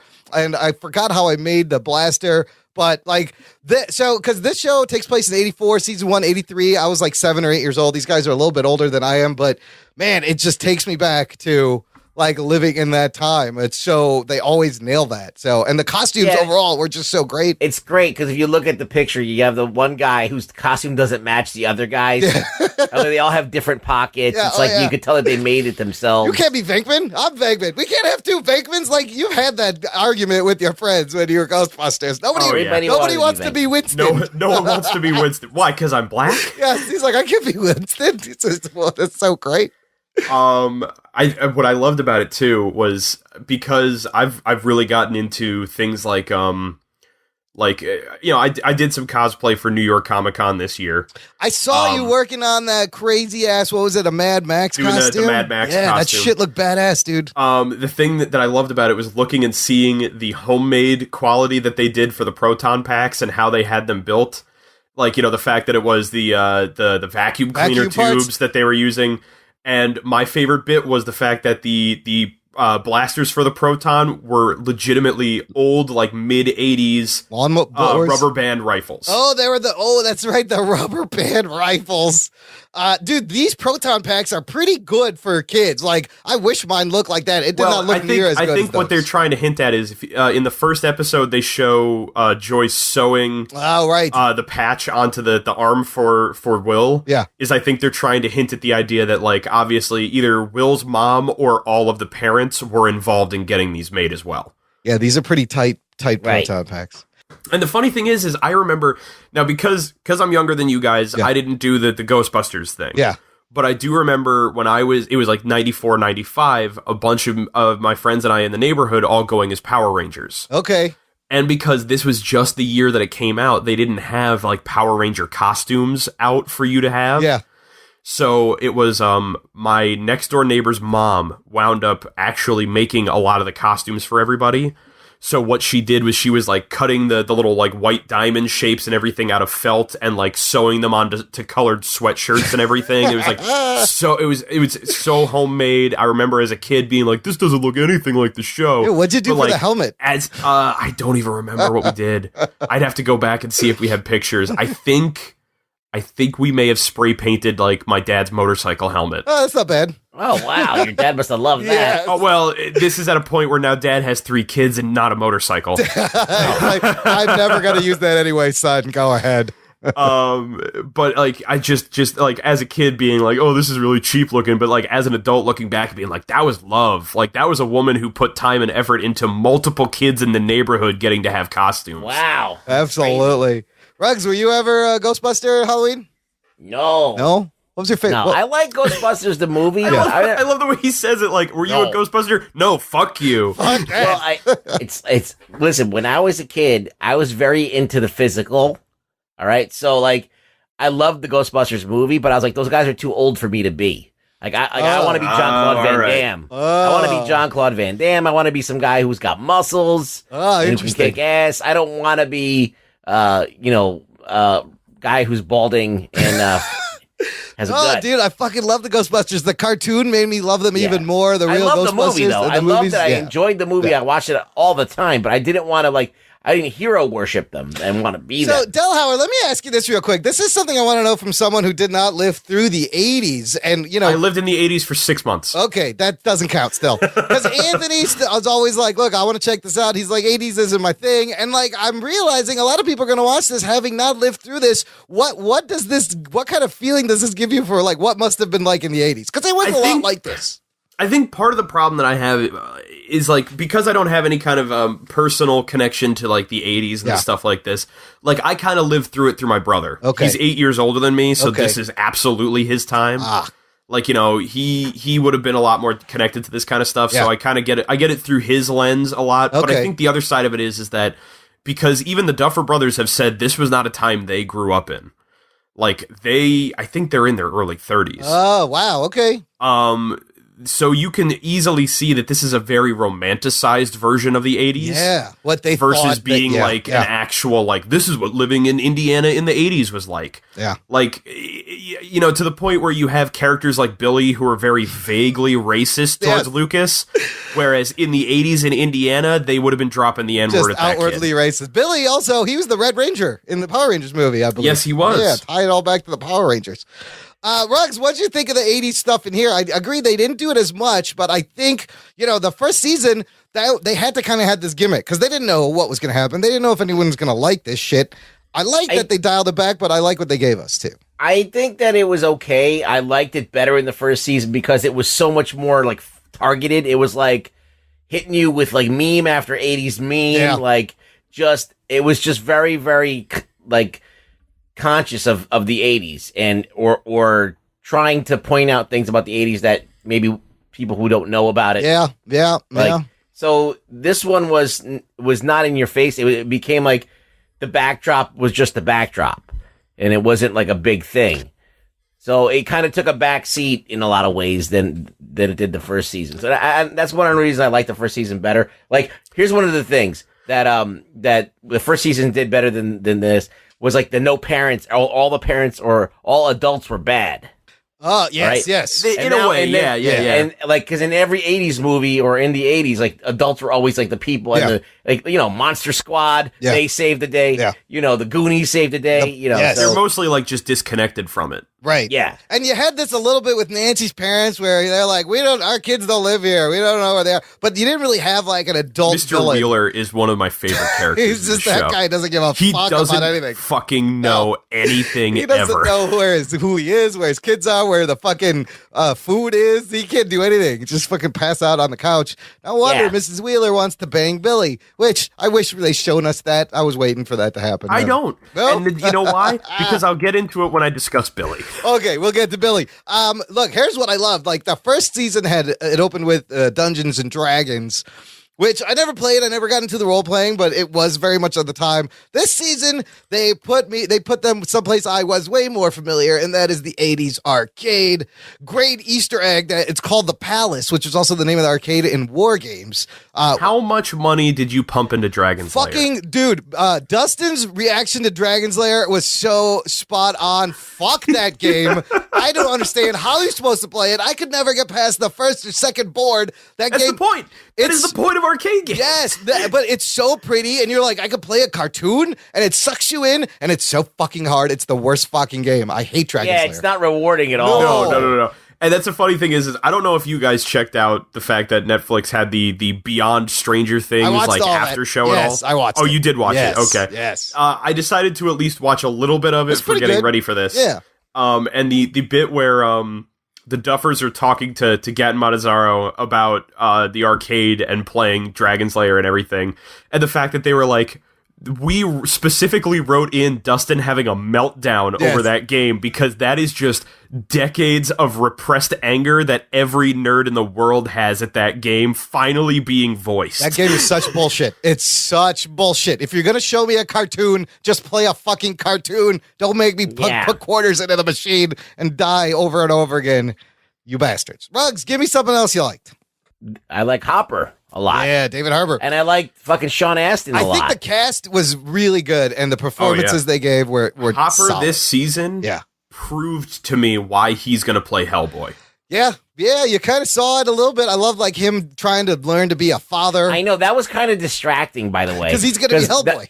Yeah. So the whole time I'm sizing him up for Hellboy. The whole fucking time I'm watching this. I think the thing that I found so funny, Peter Kendall actually pointed this out to me, was he was like, do you think the fact that like in the beginning of the first episode when he walks into the office and Flo's like, taking away his cigarette and making him eat an apple instead of a donut and everything, like, is this a subtle joke about him having to lose weight to be Hellboy? He's got to get it. And then they get to the last episode and he's like, yeah, no, I'm on a diet. I was like, yeah, you are. You got to be Hellboy. Well, I think he's going to be amazing as Hellboy after watching him. He doesn't have that far to go. No. No. Yeah. No, but and even there was the one bit, I think it was episode 3 when 11 goes on her little field trip to go see Mike. When she comes back to the cabin and David Harbour's just standing on the porch, like covered in shadow. Yeah. And then you just see the cherry of his cigarette light up. Yeah. And then I was like, that is such a Hellboy moment. That is so beautiful. And he is so like intimidating in that moment. I loved him trying to like the father learn to be a father, but when he's pushing her, I was like, dude, what are you doing? She's just gonna fucking disintegrate you. Like you can push her around only so much. She's gonna lose her shit. And that was great where she blows the windows out, which is fucking great. Look again, another great 80s cast additions. We did not have the Matthew Modine, but they added in Sean Astin, Paul Reiser, both of which I thought were going to be evil, and both kind of surprised me, especially Paul Reiser. I was for sure he was going to be a bad guy. Oh, absolutely, because what have we learned from Paul Reiser in any form of fiction ever? You don't trust Paul Reiser. He'll help you, and he'll act like he's on your side, but he's always got some shit going on. He is always out for Paul Reiser. He was, like, even when he was, because they had all those monitors, and I was like, that's kind of creepy. He's just watching everyone, but turned out to be a good dude and actually makes it through to the end of the show. And we might see more of him. Now, poor Bob. I'm so upset about Bob. Bob, you keep running. Once you get out of a door, you don't stand there. That's the problem. There's still these fuckers after you. What this show, and especially with Bob, has proven to me over the course of 2 seasons is that outside of the main cast of like the 4 boys, the Duffer Brothers are so into the idea of like the 80s like action heroes only survive concept. Yeah. Because Bob was a smart man. Yes. Unbelievably kind. Yes. Had a very good paying job for the mid 1980s. He is a manager at a fucking Radio Shack. He's got another decade and a half of that doing well. Video camera. And it just like everything, like Bob is the kind of guy that like, if this was going to be my stepdad, you know what? Fuck yeah. Yeah. Because I know that A, he is going to try hard, and B, he legitimately cares. And what does he get for all of that? He gets fucking eaten. Look, he plays the schlubby mom's boyfriend so well. Well, they went to high school together. Oh, that's and right. He was like always pining after her. Yeah, if you remember, it was him, Hopper, and Joyce all went to high school and together. He started the AV club, so he was the fucking AV nerd back in the day. Yeah, who was pining after the wrong side of the tracks girl. I love those who very moments. obviously was dating Hopper at that time. I love those moments where he's like, and look at me now, I'm dating a Joyce. I can't believe I'm dating Joyce. Also, in the after show, you find out he, like a lot of his ad libs, they left in, like after he figures out the map and they're in the tunnel, and he's like, are we in Will's map? Is this Will's map? Like that was all ad libbed. Oh yeah, you could tell too. And because it was so like, good. It was him ad libbing. Yeah. And Winona Ryder she just not kept knowing going. how to respond. Yeah, she just kept saying her lines. But he's so like great at being self-aware without, seeming self-aware. Like he gets it. Also, one bit that I find really funny for the character that Bob is that the first thing he recognizes in Will's map is the shape of Lover's Lake. Oh, yeah, that's right. It's like, oh, you sure about that, Bob? When was the last time you went up to Lover's Lake, Bob? That's that place I've never been but heard so much about. I know what it looks like because I've always dreamed of being there. I bring all my hookers there. I want to go necking there. That's when they said necking, remember? Yeah. People said necking. Dude, Millie Bobby Brown, she's going to be a fucking huge star someday. Do you really think? Well, look, I said that, and then you think of, like, Dakota Fanning, and what the fuck happened to Dakota Fanning? Like, where is she now? But she's so her good. sister got more famous. Elle Fanning. I saw her in the city the other day. Oh, really? They were filming a what do you call who did you see? Millie Bobby Brown? No. Elle Fanning. Oh, they're filming the newest Woody Allen movie, like a block away from where I work. Oh, so I saw her in a bar that they were filming in, and I went, "Oh, that's Elle Fanning. Cool." And then I went to my subway train and went home. Well, that's New York. End of story. That's back to Millie Bobby Brown. Dude, I thought she was very intense, amazing performance. Did you see that thing I posted on Twitter where I put Millie Bobby Brown and then the girl from Big? Oh, what? What's her name? The girl from Big. Hold on, let me check this out. They're like the same person. No. Yes. Oh, I did not see this at all. Just look up Millie Bobby Brown and Big, and you'll see this. That they're the same exact person. Elizabeth. What's her name? Elizabeth Perkins. Holy shit, they really are the same person. Wait, Yes. Which one is Millie Bobby Brown? That's what she's gonna look like when she grows up. Yes. Wow. That is uncanny. I got to retweet this. I did not see that. Okay, retweet it. I tweeted it a lot. I mean, everybody's been posting that. I'm not the only person there's a million of why does Millie Bobby Brown look like Elizabeth Perkins? She looks like Elizabeth Perkins. You're absolutely right. She's so her and Jonathan and the guy that plays Billy are the not Americans in the group. I found out from the after show. Yeah, I think that Millie Bobby Brown is cool at doing 11. Yeah. But I don't really think, I don't know if she's going to be, people keep saying she's going to be a big star, but I really don't see like that she's the greatest actress or this part is like that charming. The part is really good for her. Look, I just love that she's like turned into like Jean Grey in the last fucking episode. I don't know if there's going to be a breakout star other than the adults. Like, I don't think these kids, like I watched it with the kid who plays Mike. Yeah, Finn Wolfhard. And he's annoying as fuck in that movie. Well, he's supposed to be, though. Oh, yeah, but I mean, like, he's not likable in Stranger Things either. Not in this season. I really liked him in the first season. Yeah. This season, they didn't give him much to do other than sulk and just kind of be a dick. That was going to be, and what we didn't like is what the fuck was Mike doing the whole time? Like, he didn't do nothing. But they I think, I was going to say, because, what's his name? Charlie Heaton, the one that plays Jonathan, he's going to be in New Mutants. Oh, okay. He's English and possibly got busted for cocaine possession at the airport. Possibly, by which you mean he definitely did. Oh, he definitely did. Okay. But yeah, he's going to be playing Cannonball. Oh, cool. Yeah, we're going to see a lot of these cats in other places now. Honestly, I'm surprised Natalia Dyer isn't doing more. Which one is she? She's Nancy. Oh, Nancy. Oh, Nancy Wheeler. I don't know. Because, like, the shape of her face and how big her eyes are, she is like a walking human, like Disney princess. Yes, like an anime character. Yeah. She's very thin. She's like she is bone thin, but like she's also gorgeous. Yeah. So the fact that she's gorgeous, she can act. She's a good actress. Like I found her very convincing. Again, I feel like they didn't give her a lot to do this season, which I feel like was kind of a problem with a lot of people. So we'll get into that into a moment. But like, I feel if anything, she is one of the ones that should be like, everybody's like, oh my God, get me the girl from Stranger Things. I would thought Millie Bobby Brown would be breakout. We'll see. David Harbour is definitely going to have his moment. Let's talk about, there's so many things to talk about. Where do you want to go? Okay, let's talk about. I got one. Okay, Steve. Things we like. The Steve, Dustin team up. Well, great pairings throughout the whole season. Like, I loved what they did with a lot of the pairings. I could watch an entire show of just Steve being a well-meaning but terrible role model for Dustin. We got his hair secrets. Look, what I loved about what they did with Steve, this redemption, because at the end of the first season, like, Nancy ends up with Steve, and I was like, ew, why are you with this guy's a fucking douchebag? Like, why? I didn't think they would still be together at the end of the season. It really irked me.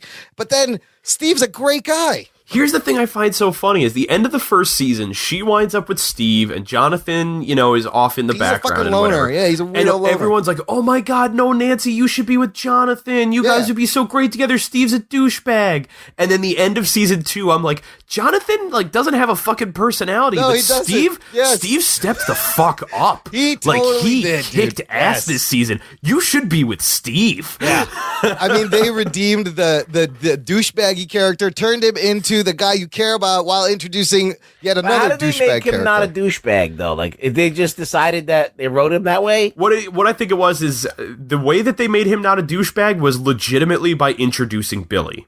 Yes. They brought you have a bigger douchebag. They brought Billy in to be like, no, this dude's the alpha douche. You think this is a bully? They got a guy who's bullying the bully. And the reason that he's the alpha douche is because he even says, he's like, oh yeah, well then you got a girlfriend and you became a pussy. And everyone's like, yeah, dude, like no one likes Steve in school anymore because he's not, a douchebag. But what you see is like, yeah, Nancy can obviously do better than Steve, but like Steve kind of needs Nancy in his life to teach him how to be a fucking person. When that kind of falls apart, he realizes that in order to be a better person, he doesn't go back to Nancy with flowers and be like, I'm sorry, please take me back. He lets her go. He goes off and he fucking does something to help Dustin out because he's being a good person. Yeah, he says, he's like, I'm a shitty boyfriend, but turns out I'm a pretty good babysitter. And he just connects with Dustin and, gives him some advice.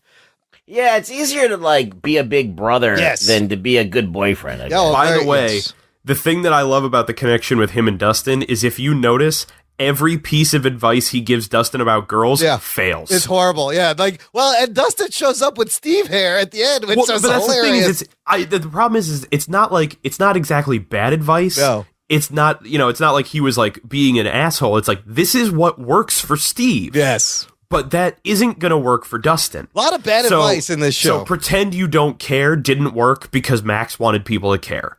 Bob gave Will bad advice. That shit didn't work. Yeah, well, where he's like, that's not Bob's fault. Go away. That's Will's fault because Will's stupid. Yeah, Will's a little stupid. What are you doing? That's not going to work. You don't shout at the giant cloud monster that is legitimately real. The mind flare. Versus Bob saying, like, I had a nightmare and then I just decided to stop being afraid. I told it to go away. Yeah, Steve was great. I was like, I love fucking Steve now. I hated him at the end of last season.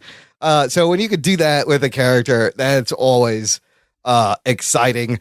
Okay, what about episode 7? The whole season opens with this heist. I think that's a very divisive episode. There's people like the fandom is there are split on this. A lot of people who do not like that episode. I don't understand why they don't like it. It's completely like a different show. Maybe it doesn't belong there. Probably the reason. What I will say it is because when you have episode 6 end on a cliffhanger that is monsters are coming out of the ground, it was a trap, Will's possessed, and everyone we love is in danger. Yep. And they do Walking Dead. Now we're going to spend 45 minutes in a different city while 11 has to kind of learn about how not to be an asshole. It's jarring that it's not Hawkins, Indiana, and like it's Chicago, but it looks less.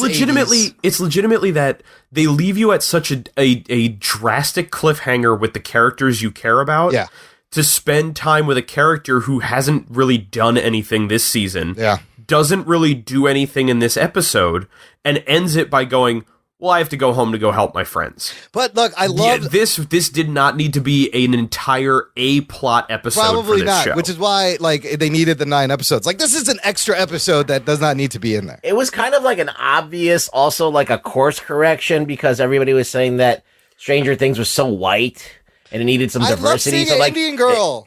Yeah, but I mean, of course you do. But don't you want it to be used correctly? That was like so. It was so like okay. This is like they're basically priming you for season 3, where you maybe 11's gonna go away from the 4 boys and have a separate thing about trying to redeem her sister. I'm thinking what it might turn out to be is obviously because we get introduced to what was it, Callie? Yeah.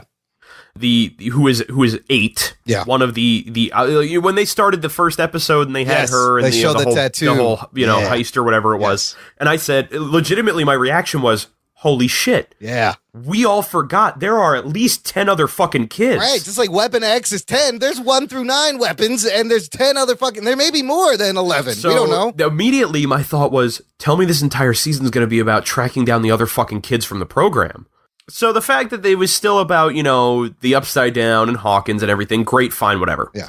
And having this more open world about the experiments that were going on, and Matthew Modine, either was internationally banging a bunch of broads and then stealing their kids or whatever it was.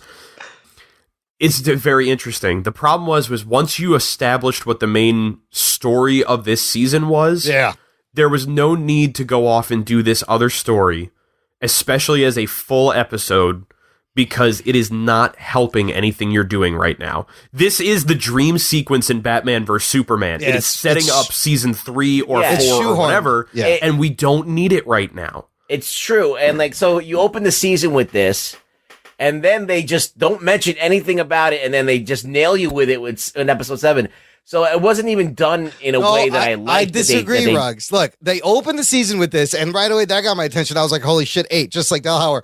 And yes, you don't hear it for a while, but then when she gets into her mom's backstory and seeing the records, you start to see the girl. Oh yeah, when she gets into the memories of her mom, and you see the 2 girls in there, I was like, oh, that's the other fucking girl. That's her. So I like that tease to that. It would have been better to never see that first part and have that be a surprise, because you knew that it was coming the whole time, and you're like, there's no like fucking surprise. You see her bleeding from her nose. You know point. That she's related to 11. Yeah. So now you're like going, okay, when are they going to show this shit? Yeah. And then they put it at the worst time. What I think, if I was going to be in charge of this, which I wasn't, but if I was, you should be. If I was going to set it up, what I would have done would have been when she. Don't open the season with the whole thing with 8. Okay. When 11 goes into her mom's memory and she sees the rainbow room and there's her and this other girl in there, great. Leave it at that. Yes. And then end the season after you finish with her closing the gate and everything. With the heist scene. With the heist scene with 8. Oh, shit. And you could save that other shit over there. Oh, fuck. Yeah, there's more of them and the season's over. But here's the thing. Kali was her Yoda. Kali broke through and kind of helped her focus. And had she not done that, she really didn't need to do. She could. Exactly. I agree 100%. 11 learned in the first season how to being mad makes her powerful. Oh, it's like because when Mike was in danger with those bullies, she got pissed and she fucked them up. Yeah, Imran, you got. I guess she forgot. I forgot about the first season. you gotta look at it from the storytelling aspect. Like it was very awkward. Like I was like to legitimately just have it be that this girl's like, when you get angry, you get powerful. I'm like, we all knew this. Yeah, everybody knew this. She got mad at Hopper and blew every window out of the fucking house. That's a good point. She learned this on her own. All right, but look, when that episode ended, I was like, I want to see this show. Show me this show. Just show me her. I thought that we've seen 1,000 mutant shows. Yeah, but it was like about exactly people what with I felt powers. too. Like was Stranger like- Things is a brand apart from that. It's different and interesting on its own. Now we're gonna make it like every generic mutant It was show. a lot like The Gifted. Or The problem that I had with it too was when she then started introducing like the gang that they all hang out with. Yeah. I was like, what are these all fucking escaped kids from the program? Nope. No, it's just a bunch of fucking ne'er-do-wells that are hanging out with her. And the only one that I cared about was the big black dude, Funshine. Oh, Funshine was great. He's a big teddy bear. The big dude in the Care Bear mask, who is polite to the man whose house they just broke into and plan on murdering. That's right. Sit down, please. Oh, I love you, Funshine. I mean, it was very. This is why it was a divisive episode, but they took a swing at it, and maybe we'll get to see more. I don't mind it. I don't mind going in that direction. I just think Totally that extra. the way that they laid it out was a little bit awkward. I get what they wanted, but ultimately it didn't hit where it should have when it should have. Yeah, I mean, look, if they're going to go in and say she's 11 and there's been, 10 other people besides her, that piques my interest. But I was thinking that since the first season, there's other what happened to the other guys. I assume that they were killed. I think if there's anything that Kali added that I found interesting was the idea that out of the 11 of them, there were ones who had different abilities. Yes. That 11 was telekinetic and Kali was like Loki. She did illusion. I feel like they all have different powers. That's the jump I would make. So, and that's interesting. Yeah. If you don't turn it into the X-Men. Oh, but turn it into maybe not. I don't know. I kind of was like, I want to see this X-Men show. What is this? The Stranger Things is about mysteries and scary. It should be supernatural. It's a Halloween thing. It has to have a bit of a horror element. Yeah. So if we go into just straight up sci-fi and mutants, and then it's like a superhero show with guns. Because 11 is like E.T., and then this shifted her more into like a superhero. Yeah, she went far more into like the Firestarter realm, right? Which is part of that too, but it's also like a little bit of Carrie. Like it's all these things rolled into one. What did you guys think of her mom and the backstory bit? It's fine. Yeah. That's fine. Yeah, I was gonna say it didn't wow me, but at the same time, it didn't have to. I kind of want to know more about the mom. What happened? The mom is incidental. Yeah. Mom is just a plot point to get you to Kali. Yeah. She's straight up a MacGuffin. Oh, that's true. Yeah. So I mean, that's what I'm saying. That subplot was weird because you have 11, who's was the anchor of the show last time. Yeah. And she took a huge back seat. And I think that was the problem, was that because the entire first season was based around her, to have her legitimately riding in the back seat of every episode where it's like she's just being held captive in this cabin. Now she's decided to wander out. Now she's going on her own adventure. It's like, this doesn't help. She's a MacGuffin in and of herself. Like she walks up to the thing and seals it, that's all. I was going to say the moment where it's like, well, she conveniently shows up at the right fucking time. Yeah, she disappears. Yes. She comes back. Right, what she needs. She kills one of the demodogs, walks into Will's house, is like, guys, I'm here to save your asses. What's going on? Yeah, perfect timing, 11. All right, look, that's a great segue. Unless anybody has more things they like, let's move into what didn't work for us. Let me think for a second. Yeah. I really liked Lucas's arc this season. Oh, really? With Max? With Max, kind of, but I think they expanded on Lucas as a character a little bit more. Okay, yeah. He was less of just like the asshole one of the group. Yeah, that's true. And I really liked the fact that we got to explore his and Dustin's home lives this year. I loved the Dustin Dart thing. That I thought that was kind of cool. It was an interesting plot point. I actually got into an argument with a buddy of mine over that plot point. Because he was like, well, why the hell would Dustin take it in? Why wouldn't he know that it's obviously like, he'd be smarter than that, upside down. I said, here's the thing. Yeah. When it came to Dustin and Lucas, they didn't go into the upside down. Yeah, they faced off against the monster at the end of the season, but also this was all shit that they mostly dealt with as an ancillary side thing. And then once it was over, everyone told them 11's gone, the upside down is dealt with, Will's back, everything's fine, and it's been a year. Yeah. So when this thing shows up, as they say later on, his first thought isn't, oh, this is a weird looking thing, it's probably evil and from another dimension. It was, this is pretty cool. What is it? I wonder how I can use this to impress Max. Do you think it's the thing that Will threw up at the end of the first season? Yes. Okay. Yes, I do. Also, I was a little confused, like why he wasn't telling everyone else. And if you think about it, Dustin's mom is still out there looking for their cat. Oh, no, she's not. Oh, she's not? No, if you saw it at the end of the season when he was getting ready for the snowball, she had a new cat. Oh, they replaced Muse. He ate the cat, Muse. I was like, holy shit, that I'm sucks. sorry. You ate my cat. What kind of a family does he come from where his mom just lets him swear and say whatever? He's walking by, he's like, son of a bitch, mom, god damn it. If you haven't noticed, it's a single parent household. Oh, that's he doesn't why. have a dad. He gets away with everything. Yeah. He's the only kid in a single parent household. And she's just she like, babies the cat because she doesn't have a baby she's anymore. Like, whatever you want, honey. So that's he fine. gets to kind of do whatever he wants. Oh yeah, full reign. That's why Steve has to step in and basically be like an older brother, is because he has no male influence in his life. You always loved that one kid growing up who had the fucked up household, but you knew you could go over there and do whatever the fuck you wanted. Yeah, like when he's in the beginning of the episode, at the beginning of the season, when he's running around and he's looking for quarters and everything. Yes. It's that moment where he's like, "Mom, I need to get quarters. You have to get up." And she goes, and he goes, back at her. Fucking disrespect. He's just swearing. It's great.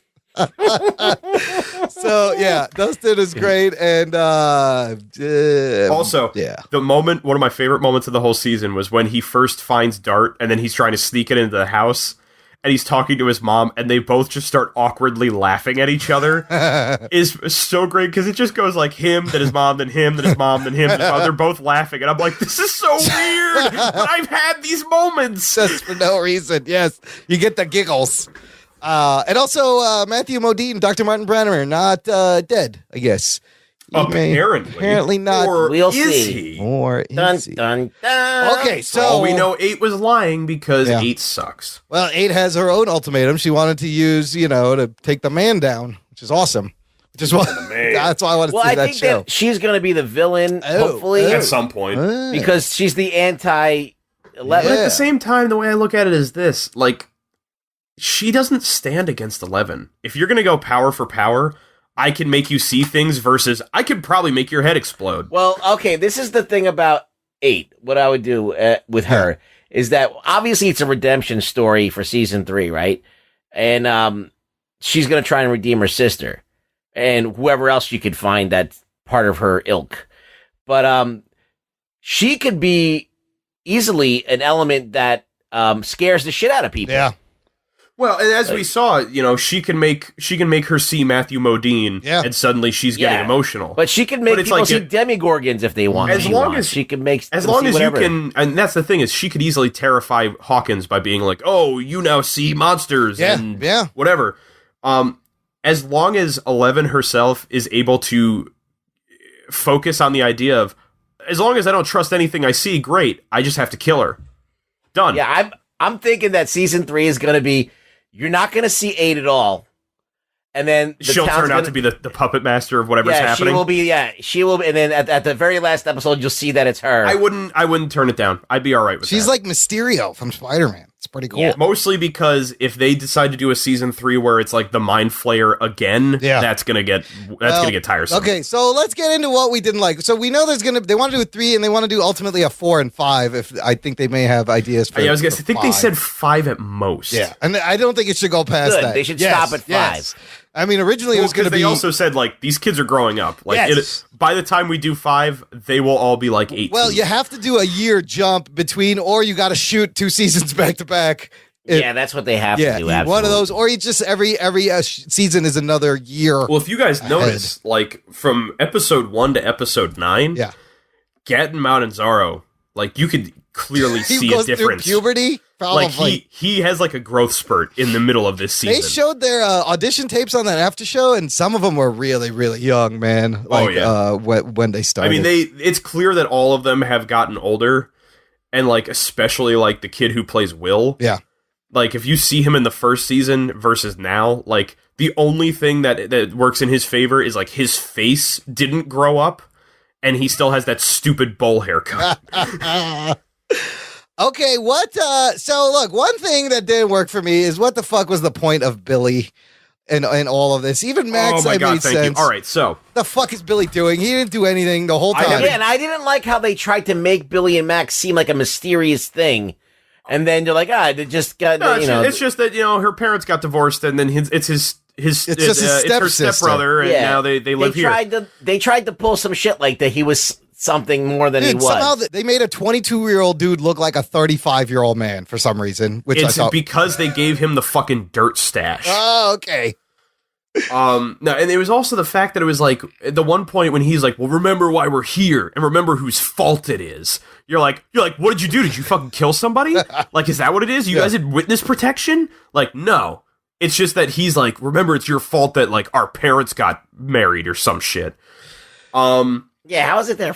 I was talking to a friend of mine yesterday about this, and I do not understand the progression of Billy's character arc throughout the season. Yeah. When he first shows up, the first thing you think is, oh, so Nancy's gonna be attracted to him. Because she likes douchebags. Because, like, she's, like, he rolls in, and it's fucking, you know, it's scorpions, Rocky like a hurricane blaring out of his stereo, awesome. And she's, like, looking at him like, oh my god, who's that? And, like, all the girls are like, oh, look at his ass. Yeah. And then, that's it. That's the last time he interacts with Nancy. Yeah, you want to know something? It's like, it was like, they were heavy on the male cheesecake, but no female cheesecake on the show at all. Not really. Mrs. Wheeler, she was the best. That's about it. That's the closest that we're going to get. It's about what you get. Yes. But like, and so the thing that I find so weird is like, all right, so he shows up, and then in the course of like 2 days, suddenly he's the fucking king of the douchebags in this school. Yep. After he just moved here. Yep. He's given Steve shit, and everyone around him is giving Steve shit. Yeah, they all pile on Steve. Like as if he's been the bully for years at this school. Where's this King Steve I hear so much about? I was like, oh boy. Then after that, like he's driving around, like almost running kids down with his car. Yes, that was great. They plant this seed of like a weird mystery about who he and Max are, and like he's abusive towards her. And then, like, as it's going on, now suddenly, like, 3 episodes in, he's vaguely a racist. Yeah. Stay away from that kid. Like, and then when Nancy breaks up with Steve, he's basically just like, hey, don't worry about it, Steve, man. There are plenty of bitches in the ocean if I leave you any. And I'm like, I don't fucking know what you are. I don't know what your point of view is, dude. And then like as time goes on, we then learn like, oh, actually his father's really abusive and like hits him. And that's kind of why like he's like the way he is. We should maybe feel bad about. Oh, wait, no, he's a fucking psycho. Yeah. Like they should have moved that up in the story. Yes. That was like now he's showing up and he's showing up and he's like basically like 3 seconds away from just whipping his dick out at Mrs. Wheeler.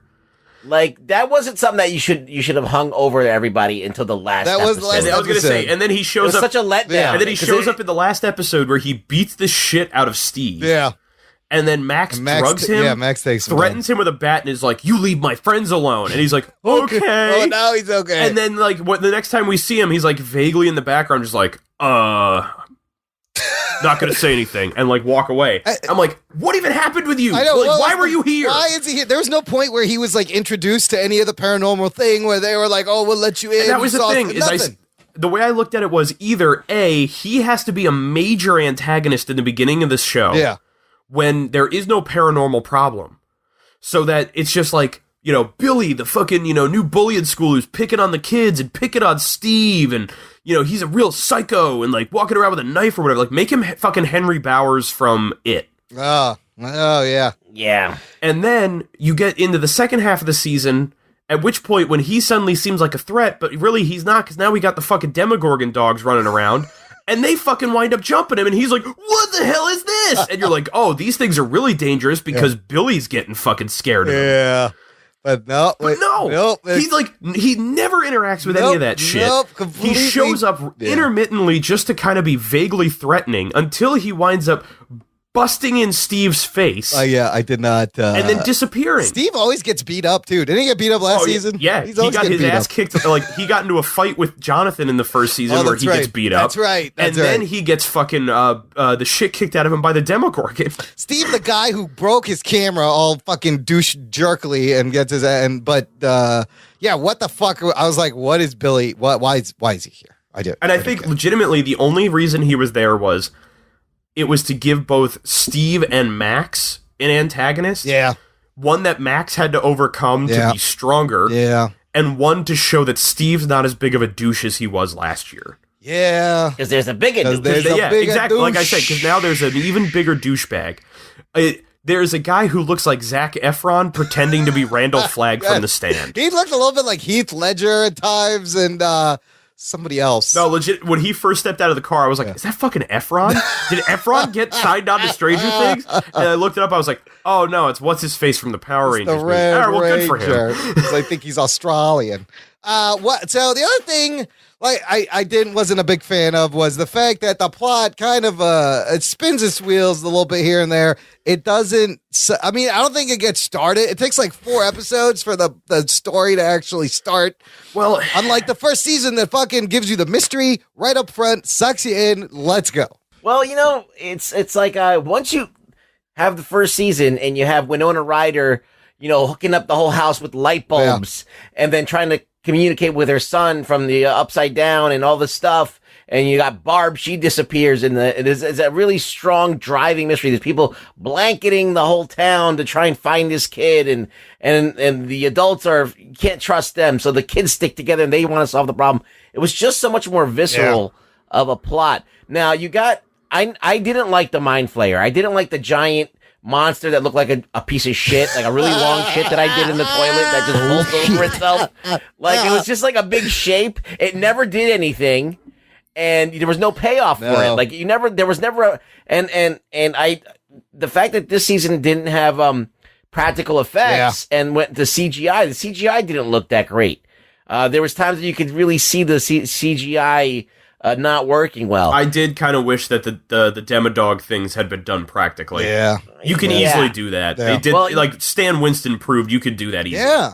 Well, even just forget the Demodogs, just go back to Demogorgons. Like they weren't. That was the other problem was when they were all like, oh, well, God knows when they're going to molt again and turn into full-fledged Demogorgons. Yeah. They never did. No. Yeah. I didn't think they had a strong villain overall, and we didn't have a human villain to have a human bad guy to run away from. I was waiting to see some kaiju shit happen. Yes, that's what I guess they're saving it. That's what I thought was going to happen too from the trailer. I think the problem is that the whole concept, I feel like, for the Mind Flayer is basically that's them trying to go Lovecraftian on. Yeah. This is where they're now. I completely get that. That's Cthulhu. But they're going into the whole kind of like old gods, massive fucking beasts or whatever. The problem is that when it comes to any kind of Lovecraftian horror, the reason it worked in books and in reading it is because it describes this concept of seeing a creature so terrifying that it drove people mad.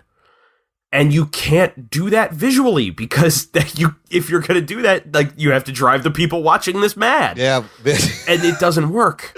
So then you just have a giant cloud shadow thing in the sky. Cloud amorphous. That never really kind of becomes anything. Yeah, I never liked the smoke monster in Lost, and I don't like this one either. It was just another shadow smoke monster. It doesn't have eyes. There's no teeth. There's no definition. So you really don't get that scared. But, I thought Will had a great exorcist moment. And they pulled that off pretty well, but I felt like it was, for some reason, when I saw the trailer, I got this hint that it was going to be kind of like Ghostbusters, where there's this big thing like the Stay Puft Marshmallow Man, and they got all 4 of them. They're going to band together and take this shit down. It's what I thought as well, is that it was going to turn into like them and 11 are going to have to team up to take down this giant whatever it was. He never came out of the upside down. Technically, I mean, he was just in Will. Other than spreading through the tunnels underground and in Will. That's the other thing I didn't like. Was that Winona Ryder did the thing with the light bulbs, and then in this one she did the thing. She did the map. You always got to put shit on the house. She's always decorating the house whenever there's upside down. That's a Stranger Things thing. Like watching the first episode, thinking to talking to one of my roommates, and he was like, "So what do you think Joyce is gonna fucking cover the house in this season?" Every season she's gotta cover the house with something. Good thing Bob is good at puzzles. It's gonna be your shit next season. Will's gonna be like, "Mom, you have to spread feces all over the walls." Yeah, the only way to defeat this thing. I think one of the things that upset me a little bit was the fact that yet again this season, Will was nothing more than a MacGuffin for whatever the scary thing is. He has no agency in any of this ever. They should have let somebody else be the fucking let the other guy. Even outside of that, even if it wasn't fine, you can have it that Will's connected to the upside down and he's seeing the Mind Flayer and the Mind Flayer takes him over. But it should have ended with Will being the one who defeats it. Like, yes. Instead of, we're going to strap him to a bed and point space heaters at him until it just leaves his body, it should have been a struggle between Will and the Mind Flayer. I mean, I like the tension and like the triple action scenes that they were doing with them in the tunnel, with them getting it out of Will, and then with 11. It was super coordinated.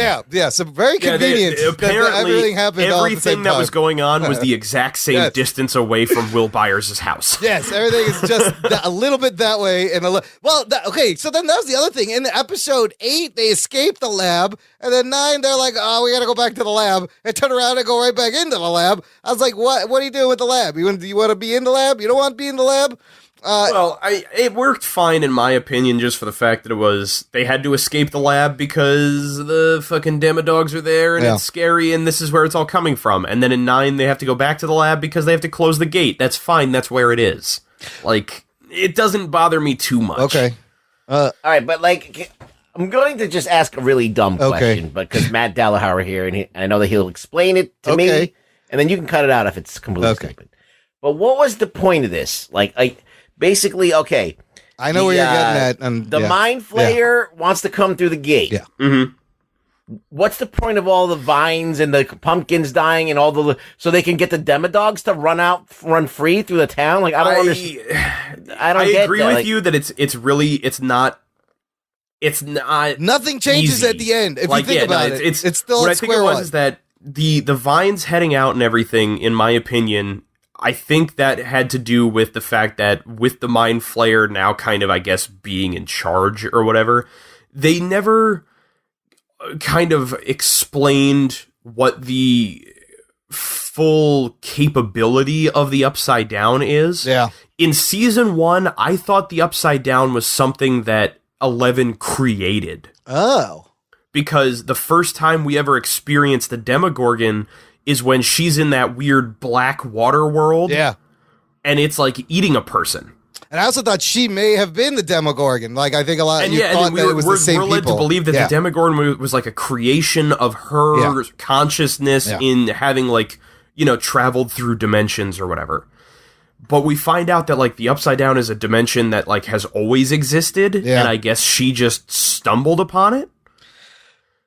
That makes sense. But so the fact that, like, I guess the gate is now open between the two worlds, the Mind Flayer, whatever it is, realizes this gate is open, and if we are going by the explanation they gave from D&D, that the only drive it has is to conquer those it finds inferior, is that it was basically kind of just spreading its influence into our world, and Hawkins happened to be where that gate to is. Control everything. But what was happening with the tunnels? The tunnels, I think, if you notice the fact that the besides pumpkins, if you notice the fact that the Mind Flayer, like, it looks like it's made of like vines. tentacles, basically, is basically that's it spreading its influence out through the gate, which was deeper in the ground than they expected, and now out into our world. But that's the thing; it's like that.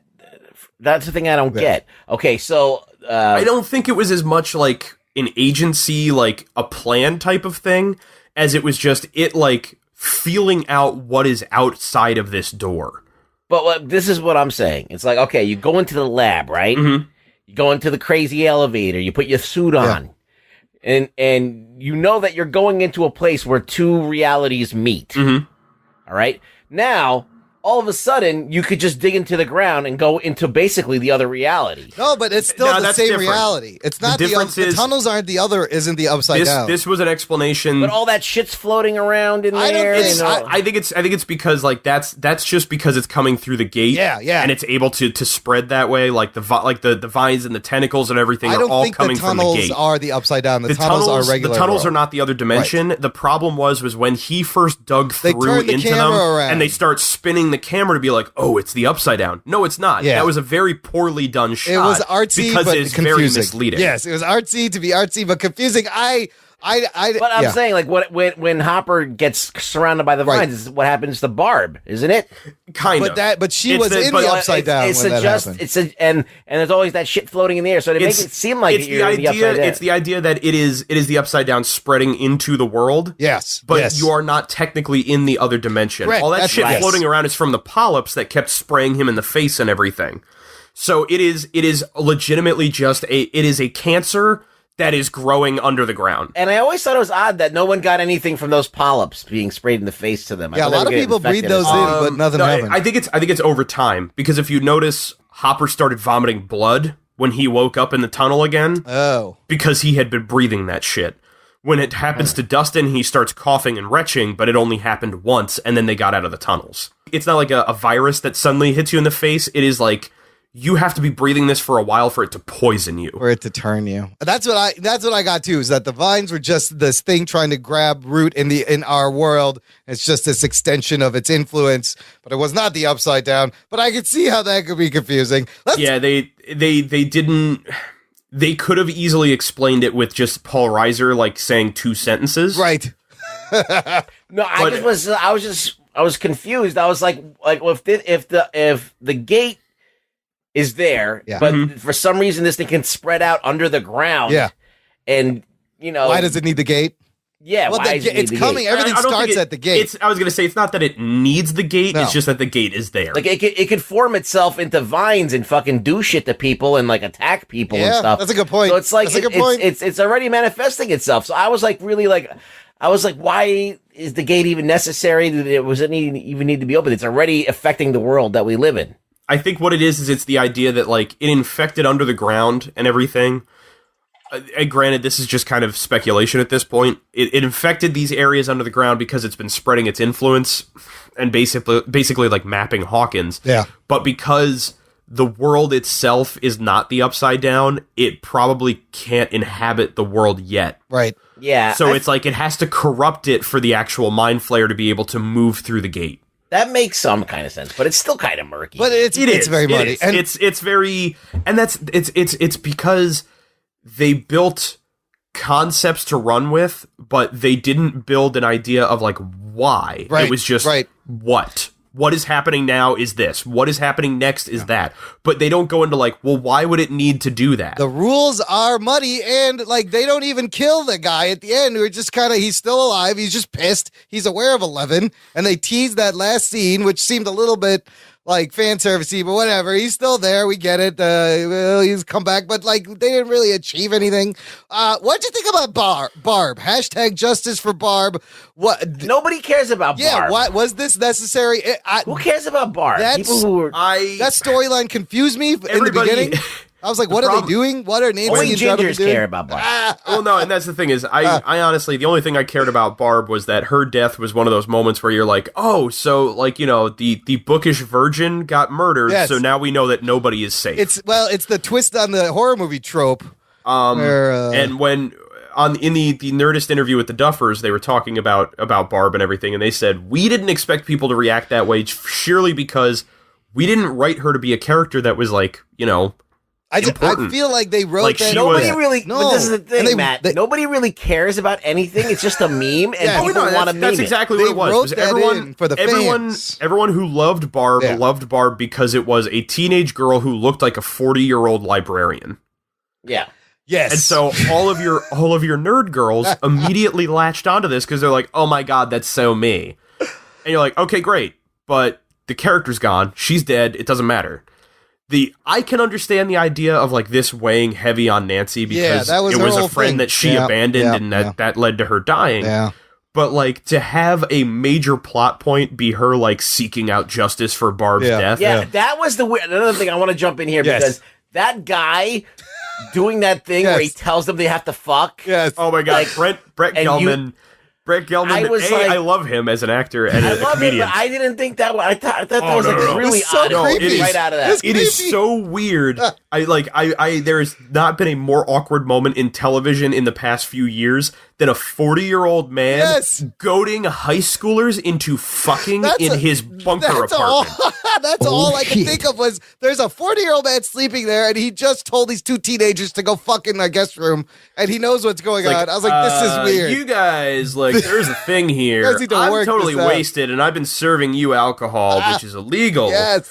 So what you guys should do is go fuck in my guest room. That could happen in an 80s movie. I can see this happening in an 80s movie. With everything that was going on, you're telling me that neither one of them thought to themselves, like, he is totally creepy. filming this. Yes. Is there a camera in the room? There was a camera at the door. He is filming his guest room, and that's why he wants us to bone. You know he's got cameras in every bedroom there.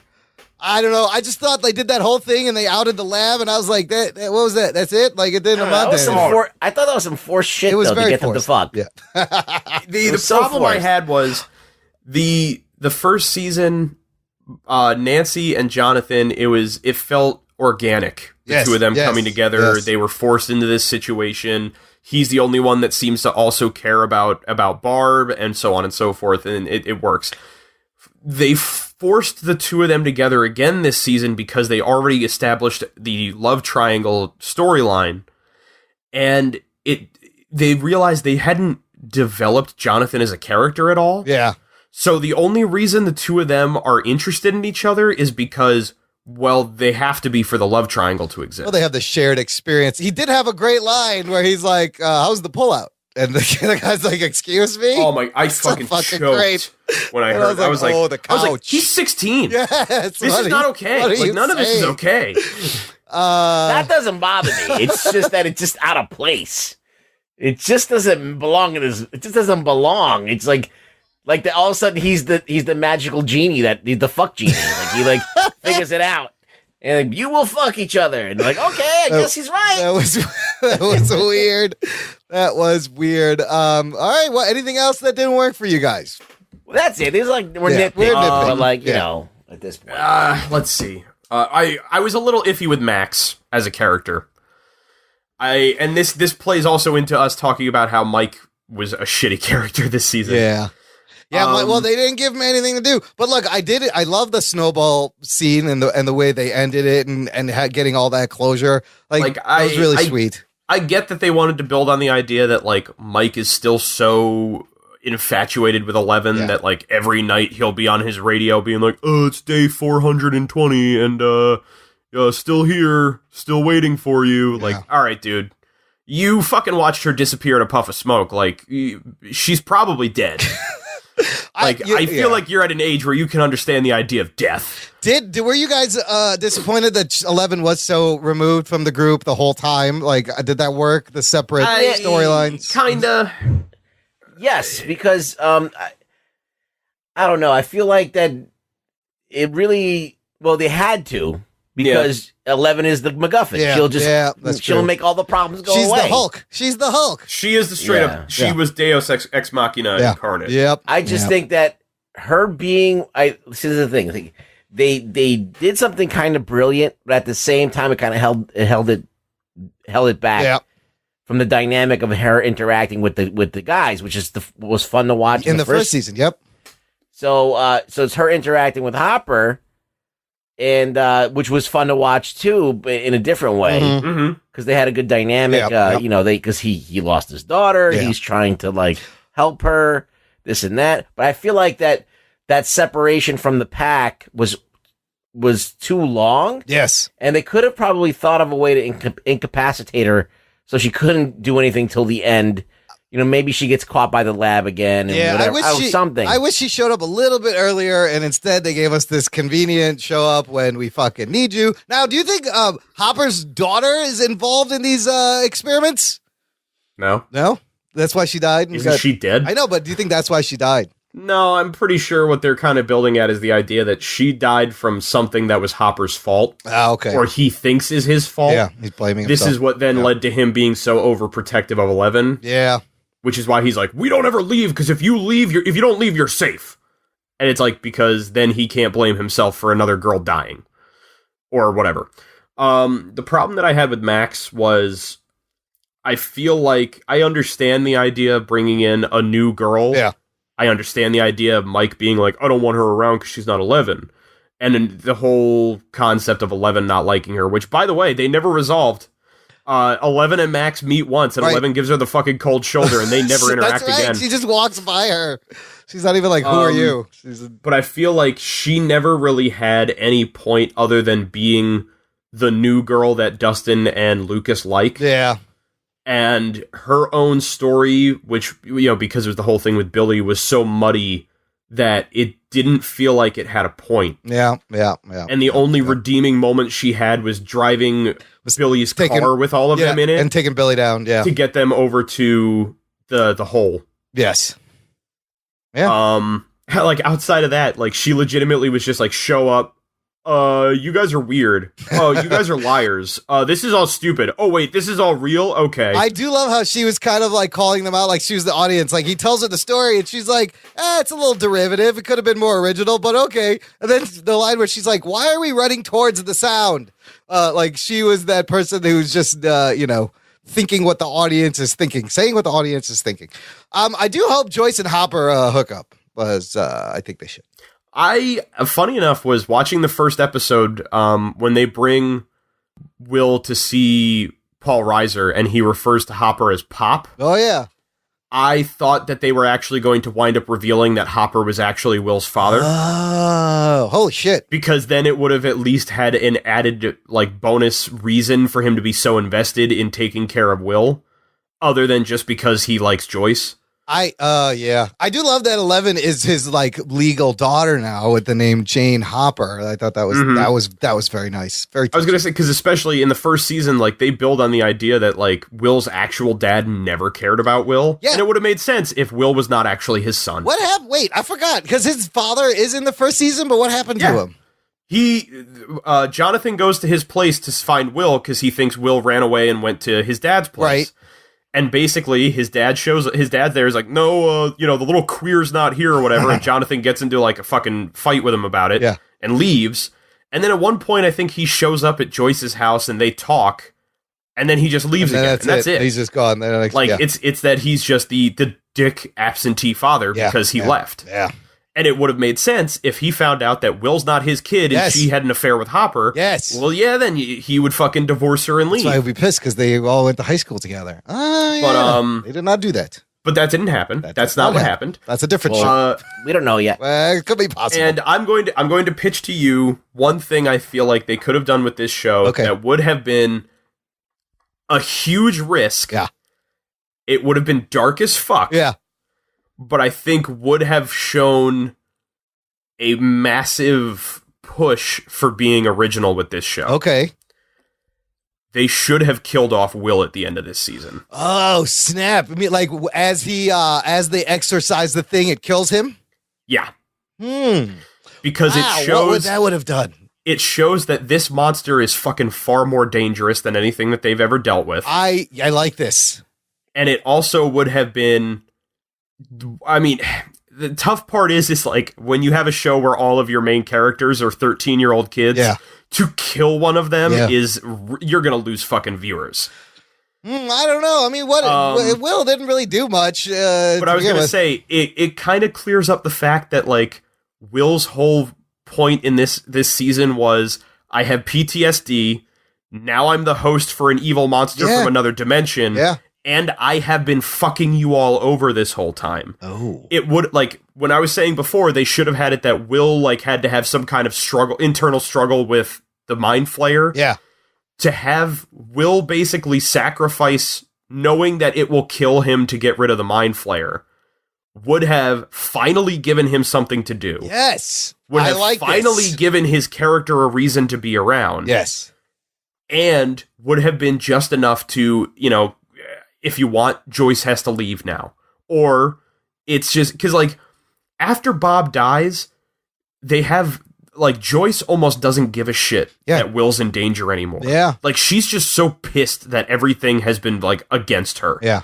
To the point where she is willingly trying to, like, hurt her son to get rid of the monster. Yeah. To the point where Jonathan's the one who's like, no, stop, Mom. And she's like, we gotta do this. And she's like, fuck it, it's gotta die. Yeah. I like this because I felt like the stakes in the first season seemed a little bit higher. It seemed a little more and that was the urgent. thing, was because Will was gone and they needed to find him. And you're like, he could be dead. Yeah. We don't know what's up with him. Right. This entire season, Will was nothing more that, like, half of this season was just Hopper carrying around his unconscious body. Yeah. Yeah.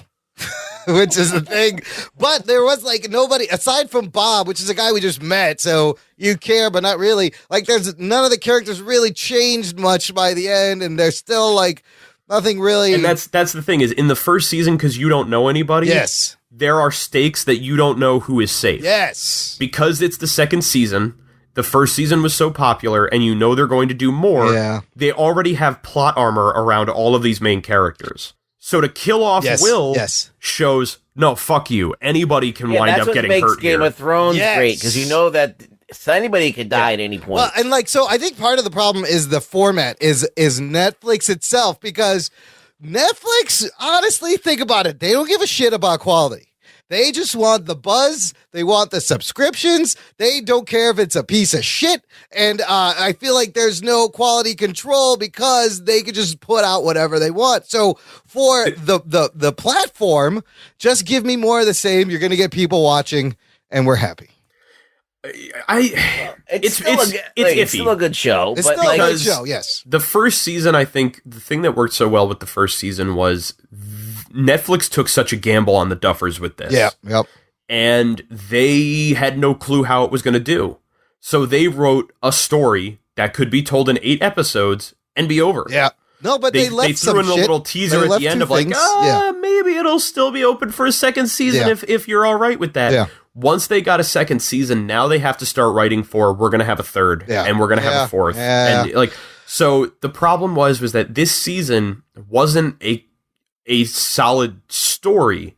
It was a lot of, like Rugboy said, you're building the characters to get to know a little bit more about backstory. We now know that Hopper served in Vietnam and used to be NYPD. Oh, yeah. It's still kind of in line with like a great 80s sequel, though, which I kind of we didn't have a story that really was wrapped up. Yeah. We had an event that is now going to lead to the next event. You have a few different prongs that you can go. You got the other numbers. The other numbers. Mm-hmm. All right. You got the Mind Flayer still in effect. Still alive. You got the fact that Will could still be under the thrall of this shit. Yeah, he's still connected. And then you got the government people that are still kind of nefarious, even though they're being shut down because of the article or whatever. It's like the actual conclusions that we got from this are the gate is now closed. Yeah. Hawkins' lab is now shut down. And exposed. It's been exposed, but not, for what it actually is. Modine is still out there. Modine is still out there. Modine may be still out there. There's other numbers. Paul Reiser still exists. Yes. We don't know what his next move may be. He wasn't arrested? No. Like, what the fuck? Why wasn't he? He was eating at Denny's with fucking Hopper. What I have to wonder is this. They showed up to shut down that lab with the military and, like, the news stories. But they didn't find all of the fucking mauled dead bodies that were strewn about that lab. Everybody killed those things, killed everybody.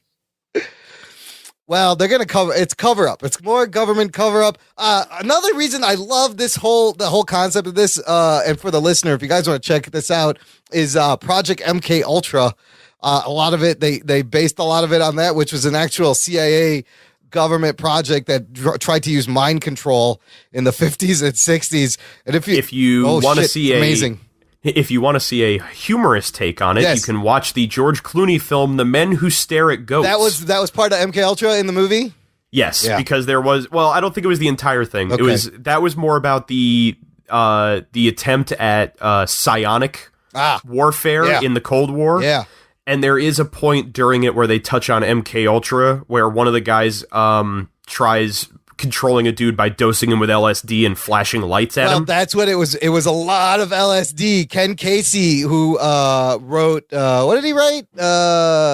Did he wrote One Flew Over the Cuckoo's Nest? He was on lots of LSD and a lot of people were tested on and did not know. They would test in the prisoners, give them LSD, and just Ken Kesey wrote One Flew Over the Cuckoo's Nest, and other things that aren't as popular. Yes. So it's very interesting if you get into the real story of fucking MK Ultra, which was a thing that happened. All right, look, wrapping this up, I think we've already answered both of these questions. Which was the better season for you, Delhauer? I will say one. I always feel bad because I feel like the way that we have this set up is when we're like, opening thoughts. Yeah. What did you like? Yeah. What did you not like? Is by the end, we're so wrapped up in all the the nitpicks and the things that we were negative about that it feels like I'm sitting here talking about this was awful. I hated it. No, I loved this season. Yes. It still had a very great way of driving forward the story. It may not have been as plot heavy, but I loved coming back to the characters. I do think that I liked season 1 a bit more but there are definitely some moments in season 2 that I think are some of my favorite moments for the show. Yeah. Like I said, Steve and Dustin is probably one of the greatest things that they have done. Yeah. I love the fact that Steve still has the bat with the nails in it, just in the trunk of his car. It's still there. It's like, just what there. bat? What with the nails? You know, just in case there's a road rage incident or something. It reminds me of Lucille. Negan's Lucille a little bit, too. It's kind of... Oh, my God.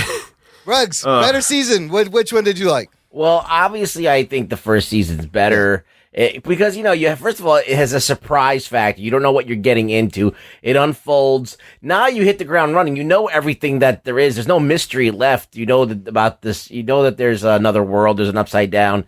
It kind of like the surprise factor is gone. And there was a few like surprises. One which was the forced, Billy's a bad guy and a mysterious past. Yes. And that was like such a letdown of a mystery there.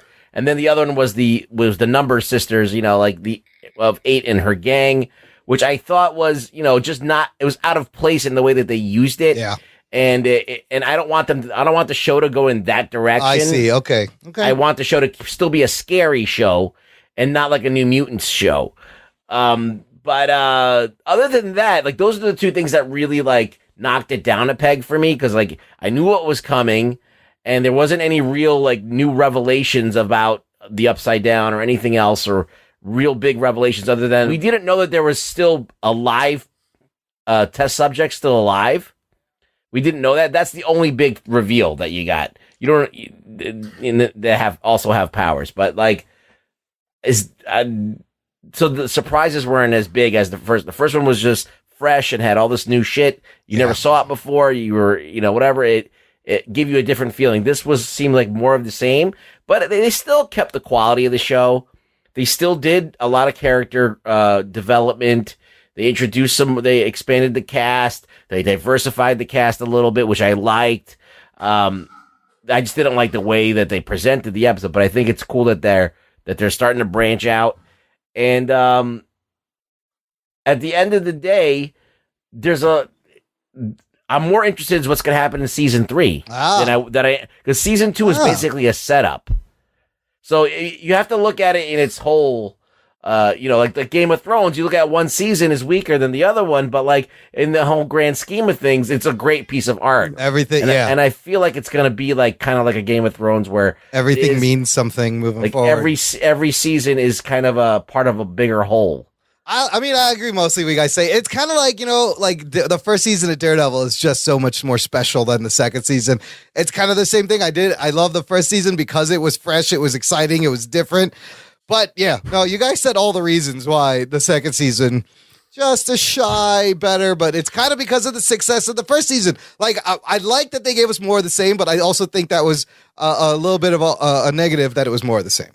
So, but you got another major takeaway from that Nerdist episode that they did with the Duffers was they had said, one of the worst things that can happen to you is to have a success with something that you're not certain of. Yes, because now when people are expecting something from you a second time around, they also have expectations of it needs to be the same, but it needs to be different. Yes. It's a very hard line to ride there. And I think when it comes to the whole storyline with the other kids from the program and 8 and everything like that, if they want to make her a bit of an antagonist, that's fine, but I kind of foresee them going more of a route of they're going to come up against maybe the Mind Flayer again down the road, or some other terrifying entity that they have to take on, and pulling in more of the kids from the program to fight against it. I liked all that shit with Kali. That's the one thing I guess it was fine. It was fine. I like the idea of different powers. I like the idea of expanding further on the project and everything like that. But I agree with Rugboy. I don't want it to turn into an X-Men show. Yeah. I don't want this to suddenly become, Legion or anything like that. Yeah, it has to still be a horror based on 80s convention. Yes. I think the big thing that I'm excited about is... How long can you string this out, though, using those parameters? If they're going to be going that it's a year gap every time, the thing that excites me is that means 1985, season 3 will be a post Back to the Future Hawkins. These kids are going to be into Back to the Future. 85, 86, 87, they get into the late 80s. That could be interesting. And there's still a lot of 80s genre movies to pull from and incorporate. But man, like you name every 80s movie, it's in here. It's like there's dozens and dozens of movies in this thing, and it's so brilliantly woven together. But good stuff, yeah. So that's it for the review. Delhauer, where can our listeners find you online? The listeners can find me online on Twitter at Matt Delhauer. At the moment, I do not have anything. What are you up to? Nothing? How do I jump? We're slowly but surely getting Geek Chorus up and running. I need to get more of that set up. I don't want to rush into it just because I don't want to suddenly like be gung-ho on like episodes 1 through 3 or something and then just like falls stop. Off. Just press record and go. You'll be fine. Yeah, and then hopefully we will see how it goes. I am currently working towards some job opportunities that may warrant some notice down the road. I won't comment too much on them just because if it doesn't work out, I don't want to be like, oh, you might see me here. Oh, no, you don't. Then you just sound like a dick.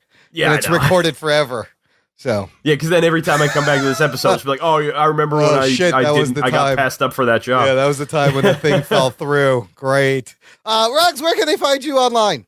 Well, you can find me on Twitter, and my voice cracked. Really Rugboy on Twitter, bitches. Go find me there. Look, and if you want to hear more of the nerds, subscribe to these two podcasts that I'm on occasionally. One's called Trivia Geeks Live, where I get to host a trivia game show. I don't know who let me do that, but they did. And the other one's called Sketching Comedy, where we draw and talk about artists and comics and comic book characters. And look, listener, finally, we need your help. We need lots of help. Subscribe to the show in Apple Podcasts. Leave us a rating and a reviewing. But most importantly, tell a friend. Word of mouth promotion is the best thing for this show. Help us spread the geekery. We need all the help we can get. Jock and Nerd. And with that, I will say thank you for listening to the Jock and Nerd Podcast. My name is Imran. My name is Rugboy. He's the Rugboy. And he's Imran. We'll catch you next time. Well, you as said designated Rugboy, I have to say things over this. When you said Imran, when you said Rugboy, so you said my name, I said your name back. That's fair. It threw me off. Yeah. Good. Good for you or fuck you?